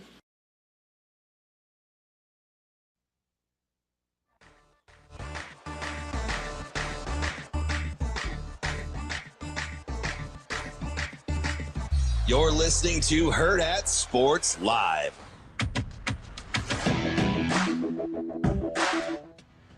Welcome back, Hurrdat Sports Live, presented by Centris Federal Credit Union. That's DB. I'm Ravi Lulla here at Hurrdat Sports Bar and Grill, reminding you that if you want to save money while you spend, Centris is the way to do it. Every time you make a purchase with your Centris Visa debit card, it can round up, put the money from your savings to your checking account, from your checking to your savings account, and you can save up money day by day every time you make a purchase. Go check out the details. Terms and conditions apply at centrisfcu.org. Federally insured by NCUA. DB. Speaking of what to check out, how sweet was that? I'll say we got a little news drop from Nebraska. And I'm not even a uniform guy. You're not. But the video was nice. He's on fire. And I love the black uniforms. People are going to be all bit out of shape. But there's no red in it. Black's not one of our colors. Whose voice is that? It's the people that are haters. It's the haters' voice. Don't matter to me. That's not even our color. We don't have any. We don't have any black in our color scheme. It's scarlet and cream. Oh, how are the older guys gonna take it? Yeah, it's that voice. Well, we better check in on our guy Bish, because I feel like you're kind of talking about him. 100%. Say we should call JB and get a hot take from one Jonathan Bishop. I am 100% talking about him. He touched it. He touched it. Those types of people. The all black uniforms are legit though. They look really good. But I'm Team Bish, man. I want him to be all right. Never, ever, ever. You want him to be all right? I mean, I like him as a person, but he's wrong about this. I want to ask him if he's cool with the All Blacks. The uniforms are sick, man. I like the commercial. The video is also very cool. If you haven't checked, go check out the Nebraska football. I saw it on Instagram. I assume it's on all their platforms, but really cool. Big IG guy. Yeah, you know who? I was very proud of myself. We're gonna have a little humble brag here. You ready? Oh Lord. Not even a humble brag. I'm just bragging. You know who followed me on Instagram a couple days ago? Who? One of my favorite coaches. If you say Rule, I'm gonna be pissed. It's not Rule. If it was Rule, I would have. Can you imagine how I would have come in here the next morning if Rule followed me on Instagram? He doesn't even follow me on Twitter, which is fine. It's fine. I mean, we've dapped up. Me neither. It's fine. It's fine. Me If he neither. doesn't follow you, I feel better about that. I mean, I don't. You actually know each I think other. he does it on purpose. No, it was one Terry Braden Jr. Oh, he's a good dude. I was very excited about it. He plays the social media game too. I don't know why. I was just like, oh, I'm very excited that Terry TV's Braden a dude. follows me on IG. You like him. I do like him a lot. But I'm sure I would like him actually as a person. I don't know. He may lose you on the whole he likes kids things though. No, I'm hanging around with you all the time. Wow. You're one of my boys, and nobody advocates for kids more than you. 1, 10. Well, listen, I like to use examples. What do you want me to do here? I'm cool, man. I mean, I hang out with my sister. She's got 4 kids. I'm cool. I'm pumped. I'm gonna ask Verz too, as a proud 308 guy, even though he's only in Central Nebraska. Mm-hmm. I like the fact that Nebraska has found a way to embrace all the things that we would complain about when we were just miserable and losing. And it's like, all we see is the cornfields and all they do is tractors and Herbie's got a corn cob. And it's like, well, we're an industrial state. Like, doesn't have, we do ag around here, Agriculture, man. baby. So it's like, I get it. There's Omaha and some pockets, but it's okay. Yeah. It's okay. And you know what? Don't make it just fits my personality. Mm-hmm. Don't make it something to complain about. Make it something to use to your advantage. Yeah, absolutely. So we see a couple of Embrace it. steers in weight rooms with boom boxes, like the blending of the blending of the two cultures between Omaha and Lincoln and the rest of the state. They're pulling up the pickup truck. I feel like I'm going to watch a football game at Aquinas, right? And they're still parking out in the end zone or Plattsmouth with the lights on. Yeah. And people hop out. Here comes They're the like, sun. hey, practice is running late, or we got to practice early. Turn your truck lights on. We got to go. And then you're coming out of the cornfield with the contemporary black unis, man. No, I like it. We've got Matt. You can ask him. He's on fire. I like the juxtaposition between the two. I enjoy it. Let's get our guy in here, Matt Vrzal, former Husker, owner of Piezons. Verz, what's going on, buddy? What is up, fuckers? How we doing? Matthew Aloysius, man. How are things? Hey. I know. I got a question for you. Okay, what? I haven't talked So to you. all the chirping you do, and I've held on to this one for a little bit. Oh, this private school got this much money, and they do this, and they do that, and they do the third. How is the field house construction going? Listen, how is it over there in the land of milk and honey? You're confusing my disgruntlement. It's not. Oh, it's not. Okay. It's not private has all the money. It's private. Oh. It's private could handpick who's in their building. That's what it was. Oh, okay. Jeez, All right. Matthew. No, the We're gonna have to fundraising. go to the tape on that. The project is coming along nicely. It looks. Man. It looks pretty. Must be rough over there. Oh yeah, because your former school was over there slumming it, huh? Yeah, man, we're just grinding it out. Yeah. Well, Term's doing the best he can. Spackling. I think I just saw him taping shoulder pads together the other day. He said spackle. Trying to get him cleared by the NSA. Had Newhouse come over. Bless your heart. Hey, I got a question for you on kind of a serious note. Twofold. Number one, you saw the damage and destruction at Malcolm, right? Yeah. From the storm and the lights, and it was crazy. How long have you heard how long that may take to get put back together? Like, there's no way it's ready for week 1, right? I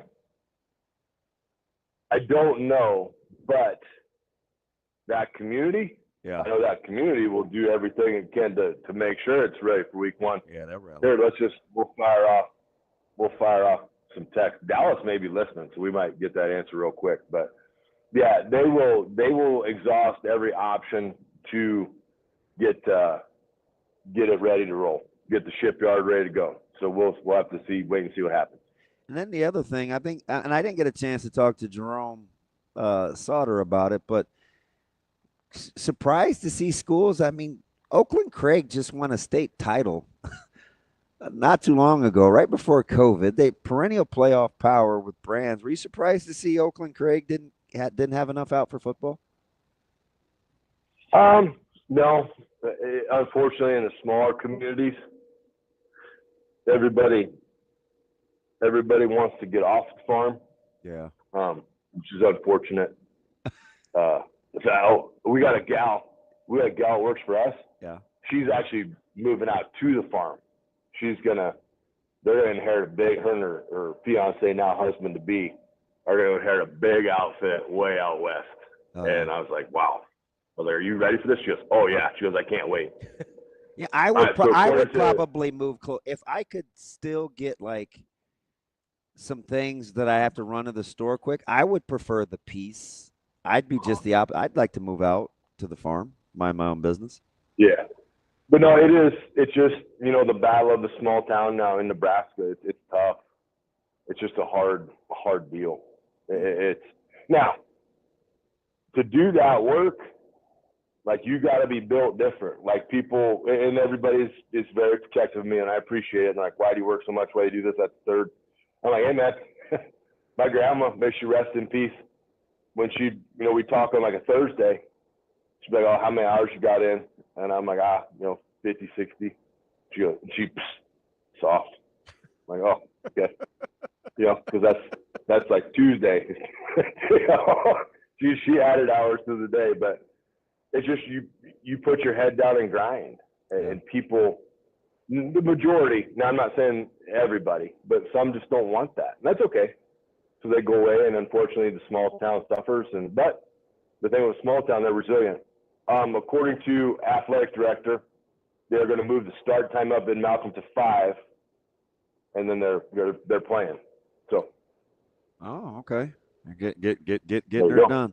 Hey, what else I think is cool about, because I want to get into Nebraska, because this isn't a uniform discussion, so I mean, you can share with me whether you like the black or the not. But the video, right? You get the pickup trucks pulling up, the lights are on, and kind of the fabric of the state, and then the guys are coming out of the cornfields, and you see the uniform reveal. And I'm like, man, I get goosebumps because, like, one of my very best friends, right? The 308, we're from two totally different backgrounds, but we've hit it off for 24 years, and it's like we can go hang out, and we can have Abdul come out, and he's a Compton guy. Like, I like the fact that they're kind of using the essence of what the state is as a positive, and not so much, man, it's always this and it's always that, and we don't get represented this, and all we see is corn and like, it's very current athletic department-ish to use what was once a burr or a complaint as like a positive, man. I may put a bull in the weight room. You guys may think it's corny, but it's a play on words, right? You think we're backwards, so how about the steer with the boombox, right? Like, I like that kind of stuff because we're using it to our advantage now. Well, I mean, we've all seen one of the greatest pieces of cinematic history, 8 Mile, right? Final battle scene. In history? I'm just gonna lay all my cards on the table. Here's everything what you view of me as bad. Okay? Here's everything that you view, but I'm still here, and I'm still swinging. And you know what? You may think it's corny, but you may have some guys like, you know what? Just for the hell of it, I'm gonna go check that out. And all you really need to do is get them to Nebraska, okay? And then you get them in the atmosphere and you get them in like, oh man, this isn't what I thought it was. And look at these facilities, and these people are super crazy nice to me, and they spoil me rotten here, and I get to do all X, Y, Z. Like that. Lean into it. Why not? Yeah. Because say it appeals to this. Say it appeals to this. Say there are 4 or 5 big old corn-fed monsters down in Georgia. They're like, man, look at that. They got bulls. They got corn. I'm going to go check that out. And now you get, right? Yeah. Lean into it. I mean, lean into it. But I love it because that's what we are. Like, that's what the state is. One of my favorite things we ever got to do, you know, right before we flew down to the bowl game, we took a bunch of guys up to Grandma's farm, Larry Townsend being one of them. Okay? Yeah. So we're driving up Los to the Angeles, farm. California, Larry Townsend. Correct. Black Steel, baby. Steel. Black Steel. and we are driving, and he is nervous as shit. Like, he's like, oh, man, this is where the crackers end me. Like, they are taking me out here in the country, and I am never getting back to California. And my grandma, all of 5'1", and old LT gets out the truck, and she's like, God damn. You know, but she got the chance. She's like, you know, take the 3-wheelers out. So we're buzzing around on the 3-wheelers. And we went inside and ate, and you break bread, and you just kind of learn about your buddies, and you learn about your family. And he was just like, I never even knew this is what it was. He goes, I just thought, you know, this stuff just showed up in California. It's people like you that are bringing this to me. Yeah, it sounds corny, right? But I was joking with Coach Cook during the spring game with the stuff that was going on the field. And, he's kind of heading up the mechanical bull thing. And I was tickled. And you know my personality, so this will make sense. I was tickled to see guys like Judy on the mechanical bull, like embracing it with the cowboy hat, and he put the toothpick in. And because he enjoys getting some input from Harburg and Riley Van Poppel and guys that he's got to play with. Because I think it's like us, right? The more I know about you, the more I'm willing to be and work with you, right? Even when you're saying things that, whether they're true or not, I may not like, I know where it comes from because you spent time with me to understand like who I am. Like ultimately for these guys, it seems corny, but man, you know as well as anybody, that stuff works because you actually understand your teammate. Much like beauty, though, corny is in the eye of the beholder. Okay, if I'm going to do something and somebody says, "Oh, this is corny," okay, all right, dog, you probably ain't my kind of people then. Because if you think what I'm doing is corny, then I probably don't need to be around you because you think you're too cool. And I don't roll with people that think they're too cool because guess what? You ain't. So lose your attitude, come down, be a human being. Let's just get along as human beings, right?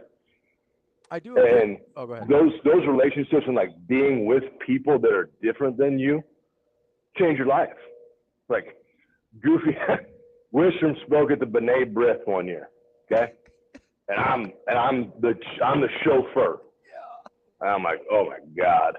So I'm driving around. I don't know Omaha that well. I think I was still commuting from Lincoln when I was at the investment firm. And I get lost. And I am lost. Okay? And I'm in North O. And I got my little 2-door, or no, I didn't have a 2-door at the time. Got a 4-door Tahoe.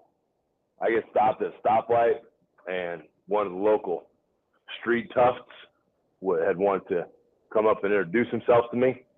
Wishram had a couple cocktails, so he was not coherent. I'm looking out, and little buddy kind of was showing me something that he may have had in his belt line. And I was like, ooh, we're in a bad spot. So instantly, what do? I go on the offensive. So I roll the window down. I did not use the vacation line. I did not say, pardon me, Holmes. But I just rolled the window down. I was like, hey, man. I was like, I need your help. He goes, yeah, you're going to. I was like, well, I'm kind of lost. So I'm going to look for Clinton Childs. And little buddy stopped in his pass and put his shirt back over his belt. And he said, dog, you need to get out here. He goes, you need to get 2 blocks up and 2 blocks over. And I was like, you got it. So I didn't even wait for the red light. Just hammered it. I don't know where I was going, but I knew my truck said north. I went north. And that thing, I might have made it to Ponca. So we were going north.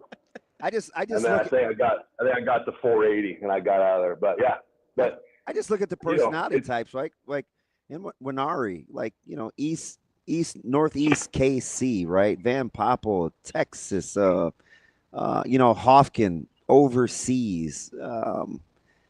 But you want to know the binder? I know what I hope it is, which is what I think we're talking about, right? Go ahead, give me the binder. The binder to the whole situation is the Australian kid. So you know what's funny about you saying that? And I was so pissed. Verge, you know me. Of course, your boy, you're going to be like, oh, man, he took up the arms like Red Cross. I was so peeved at people kind of making light of Arch's response. And I'm like, you guys just don't get it, man. You just. So you don't need those people in your life. Like everyone that had a problem with that kid being in such a comfortable position that he could be raw and emotional in front of people he didn't know, because 100% he knows he goes in that locker room and they all got it. Yeah, they're gonna rally, man. Yep. Man, I bet that dude had a party. I mean, man, I bet they had one. Like, I bet they got. It's like people. Them Australians can drink. Had a drink. You ever drank with an Australian? Beer. No. I'm not a Foster's guy. Isn't that like their jam? But wasn't that the beer? They don't care. Hey, they don't care. Hey, but listen though. So, because it was the one I tried to typically not tell people how to fan, but I came back in the morning after that deal and I told Ravi, I was like, hey man, I need a little grace. I feel like I'm being a baby. Like, just correct me if, just check me if I'm out of pocket. But how we handled X press conference bugged me to no end and I try to tell people with a situation like Arch and where he's coming from and how the players have kind of put their arms around him and gravitated towards him, even though I think he's going to be a really good player. Like, being away from home clearly was a problem for him, right? And it took a little bit of time to get him here, which people don't know that backstory either, right? So it's like, wait, you are coming, right? I think we can work this out. Hang in there. So part of what Eck was saying wasn't for us to digest and say, oh, he's over the top. It was to walk him through what this could really be like. Hey, it may not be good. You may get off to a slow start. 3-4 games, a couple bad kicks, but by the end of the day, when you look at the body of work, he's not talking. That's not for us. That's for the guy that's sitting in the room that's getting ready to take the mic or at the podium for the first time. Like, that stuff is going to matter ultimately, I think, if you're trying to build the culture that you've talked about for 3 years. Does that make sense? Listen, man, you got homesick. And you were 40 minutes away. I got homesick. I was an hour and 20 minutes away. Oh, yeah. Can you imagine being like multiple continents and oceans away? It's like, now, I do think another good piece of that is Eckler, because. Well, you know him as well as anybody, right? No, I don't. Okay, well, I just met him the one night at the Jet thing that you introduced me, and it was great. He was awesome. You guys had your own party, so I was kind of being facetious. Well, he asking. He asked good questions. Yeah. I'll always interact with somebody that asks good questions. But when you have somebody that's just over the top, encompassed, like enthralled with football, like every phase of it. That guy, I guarantee you, being on the special teams, and you and I talked about it a lot. Special teams coaches get a touch on everybody because they take people from different positions, they put them into one group. And then if his energy is contagious, which it is, then it just kind of spills out into the team. Like, people ask all the time, oh, what are they going to do? How many are they going to win? I said up and down. I was like, I think this is for sure 8, okay? not because of talent, not because of scheme, not because of anything, because of maturity and cohesion. I think they actually genuinely like each other now. I don't think in the past you could say that. Man, it's just not tangible. So I don't know what good radio or good. Don't worry about that. Just talk. So, like, you understand the importance of that in nut cutting time, right? Yeah. Because you've been there. Of liking each other. I just wish we had a better idea, so there wouldn't be so much of the eye roll or the whatever. It's just like, you guys got to understand when it gets real nitty gritty, man. And it's like, am I a guy in 4th and 2 that thinks, well, they should put me in there, or hey, come on, such and such, you can do it, right? Or nope. Because we'll go back to another piece of cinematic history. All those New Jack City. New Jack City. Am I my brother's keeper? And listen, all you eye rollers and you people that doubt, guess what? Ain't got 2 squirts of piss for you. I don't need you in my life. I don't care about you. That's fine. Go roll your eyes. And I'll put myself out there too. If we don't win 8, come at it. I'm more than willing to do that. You came at me when I said everybody needed to pump the brakes when the other guy was the head coach, and now it got real quiet after that fact, after he left town. Okay? But just like me and you, and maybe it's just me, I'll give you my opinion. Your reaction to me matters none. It does not matter at all. Because you came to talk to me, dog. I didn't come offering it up to you. You can take it or you can't. I don't really care. But that's what I see in it. And having lived it and having been around programs that are successful, the one common bond is that the player cares more about the other player's success than his own. And that's when you win. You just can't get guys like Peter Zach and Hofkin. You can't get those young guys. You can't get a Justin Evans who's coming from the East Coast as kind of the newbie in that cliquish O-line when he first got there, and embrace guys like that without being other-centered. Like, it just... Is that why the O-line has, like, stood out sooner, even though the guys weren't there yet, than the rest of the groups? I kind of think so. I mean, that's how you get a guy like Pritchett in the fold, right? Like, the culture has to be able to take that in and on and have it be meaningful. Because, correct me if I'm wrong, like, and Verge, you correct me if I'm wrong, the O-line got better faster than we thought it would without getting new guys in, right? That's safe. Like, that's no, but I don't think all you got just take Benhart. Don't say generally speaking. Just take a guy like Benhart. Okay, where am I taking him? Got better, right? Well, nobody thought much of him before. His last year was his best year. Yeah. So yeah. Okay. But that's in the compilation of it. Like, there was a ways to go from the start. Yeah, I think I said think about him. All due respect to the kid, with relative to Robbie's question is what I was telling you to hold that thought. But I do think the one piece though is they were able to add talent to it whilst fitting in the room because they knew what they needed to have to fit in the room. Like, when they took the job over, when the other guys started, I said, listen, this is not about X's and O's. This is about building men, okay? And this is about building cohesion. He didn't have to do that as much at the other school because he had that ready-made because O'Leary already had guys there, okay? So when he got here, that was the build. It was not the offense. It was not the defense. It was the human being. Rule, when he took the job, focused on the human being. And that's just what he does. He knows how to build programs, and that's what he's doing. This is just year 3 of it. I don't think we're going to do the 10-win thing. I'm not being a wet blanket, but in those scenarios and situations where Nebraska would air quote beat itself in the past, now that you are a cohesive unit, I see them, this is just me, I see them winning those games. They are going to have to show me they can win those games. But I, from what I have seen, believe in what they are doing. Okay? This is the first year in I think 7-8 years that I have them predicted at more than 4. So that's where I'm at with. All right. Hey, so we'll have a shout out for Caleb Benning returning punts. I heard that on the news snippet that came across my TikTok. Really? Rule said it a couple like a week ago, I think. He was like, yeah. No, Eckler said his name. Oh, Eckler did too. Okay, because Rule did like I think 2 weeks ago. He mentioned him and guys that were returning. Well, I did catch wind in passing because he's an idiot. That he's the off returner and kickoff returns too. So I don't Caleb know. Benning. I mean, apparently he is going to be better than me. Good for him. I'm tickled. Apparently. Oh, shut your ass up, Patty. You got them slew feet too? No, that's Micah. We got to get him out of that. But yeah, no, Caleb. It's almost like Google search on TikTok arch exercises. I've been doing them. My arches are getting better. Hey, TikTok's got everything you need, man. Them Chinese are doing us a solid.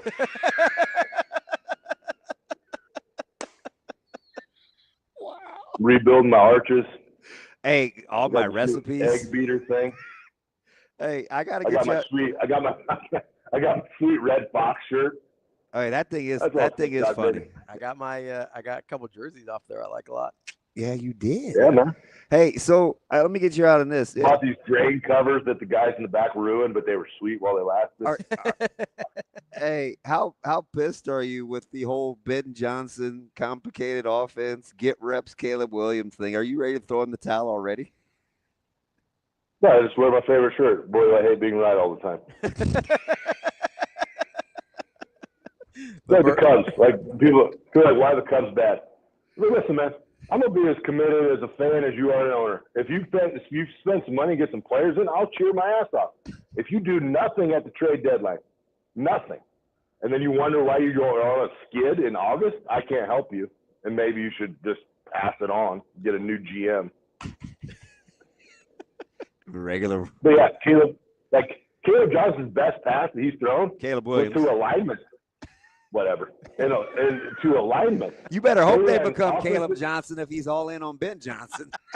That's a good one. They ran offensive lineman against defensive lineman pass routes. Only pass he threw on time and hit the guy in stride. And the big old offensive lineman caught it, and then he just started running for his life. And he is so uncomfortable. It is just hilarious. And he's got both hands on the ball. He's like, I caught it. I don't care. I'm just running to the sideline. Man. But it was on time. Unlike if Ravi's right about Nebraska getting to 10 wins, he'll be incorrigible. If the Bears are bad, as much as I see you, and you're going to get on me about that, I may have to officially start staying at home. I won't because it's not your team. It's just my team. All right. Like, I think Pittsburgh's going to be good. They are, I ain't lying, to be honest. They are. I think they're going to be a problem. They're going to be putting some heads to bed on defense. I think all heads to bed. That's my man. You better get Cam Haywood happy, though. I'll tell you that. No, we'll take care of the big fella. We'll take care of him. He just signed. Listen, he saw that He saw that Watt money and was like, whoa. You know how many doubles I command? We talk about family affair, too. Man. All of them Haywards are there. I know. Hey, little bro is a tight end. We need to keep him in the fold, too. Keep them all happy. You can eliminate little. That tight end is ginormous. Yeah. Let's be physical, baby. All right, buddy. You be good. Hopefully your Cubs will start. Have a good weekend. Hopefully your Cubs will start to score some runs here soon. They won't. I mean, why would you make any changes at all? Like, we're good. Like, are we? I asked, have a whole coaching staff. Listen, I asked two of our national guys 2 months ago if the Cubs could keep this offense up, and they about laughed at me. I'm like, okay, we'll see. You guys having some career early. Yeah. Maybe I do know a little something. You know that I respect your baseball prowess. I really feel that you could have made a run at baseball, and we'd all be in the major leagues now. But listen, you know when the baseball looks like a beach ball, and it doesn't matter where they throw it, you're hitting it. That was what the Cubs were on for a glorious 2-week stretch, and then guess what comes back? Reality. Yeah, I'm just trying to recapture first place from the Fathers because apparently the Dodgers can't win either. So but this is the Dodger MO. They don't care. Just get us to the dance. We don't care who we dance with. We're about to roll all of them. At some point, I'm gonna need some healthy pitchers, though. That could be useful. That could be useful. But that's what's going to happen. They're all going to get healthy when the playoffs start. Yeah, I thought that last year, and they had to win 2 bullpen games in the World Series for me to even have a pulse. Yeah, you're fine. Are you complaining about how they won the World Series now? Is Okay. That didn't sound right. All right, Verz. Much like your favorite movie, we got to go back to reality. We'll catch you next week, okay? Thanks, buddy. See you, boys. That's our guy, Matt Vrzal, a.k.a. 8 Mile. Yeah, that was actually pretty good. It was a good. I didn't know where he was going with it. That was pretty He good. caught me off guard. I was like, "Oh, that was a really good analogy. Well I know done." everything about you. You went to Pembroke. That's a private school. And his parents have a real nice marriage. And you didn't know his real name was Clarence. Nothing wrong with Clarence. No, it's a nice name. It's fine. Is that a name that's switched over the years? I mean, no. in It's a Wonderful Life, the Clarence the Angel is pretty white. I thought it was clearance. No, that's a sale. That's what you're Oh. trying to find your comic books on. I'm comic book shopping today. Or his energy drinks. Yeah. All right, that's the show for the day, the week. We get a normal schedule. We will be back Monday through Friday next week. You How can hang about out with me that? all 5 days next week? On time. There we go. That's my guy, DB. We'll be back on Monday. It's Hurrdat Sports Live. See you. Have a good day. Love you.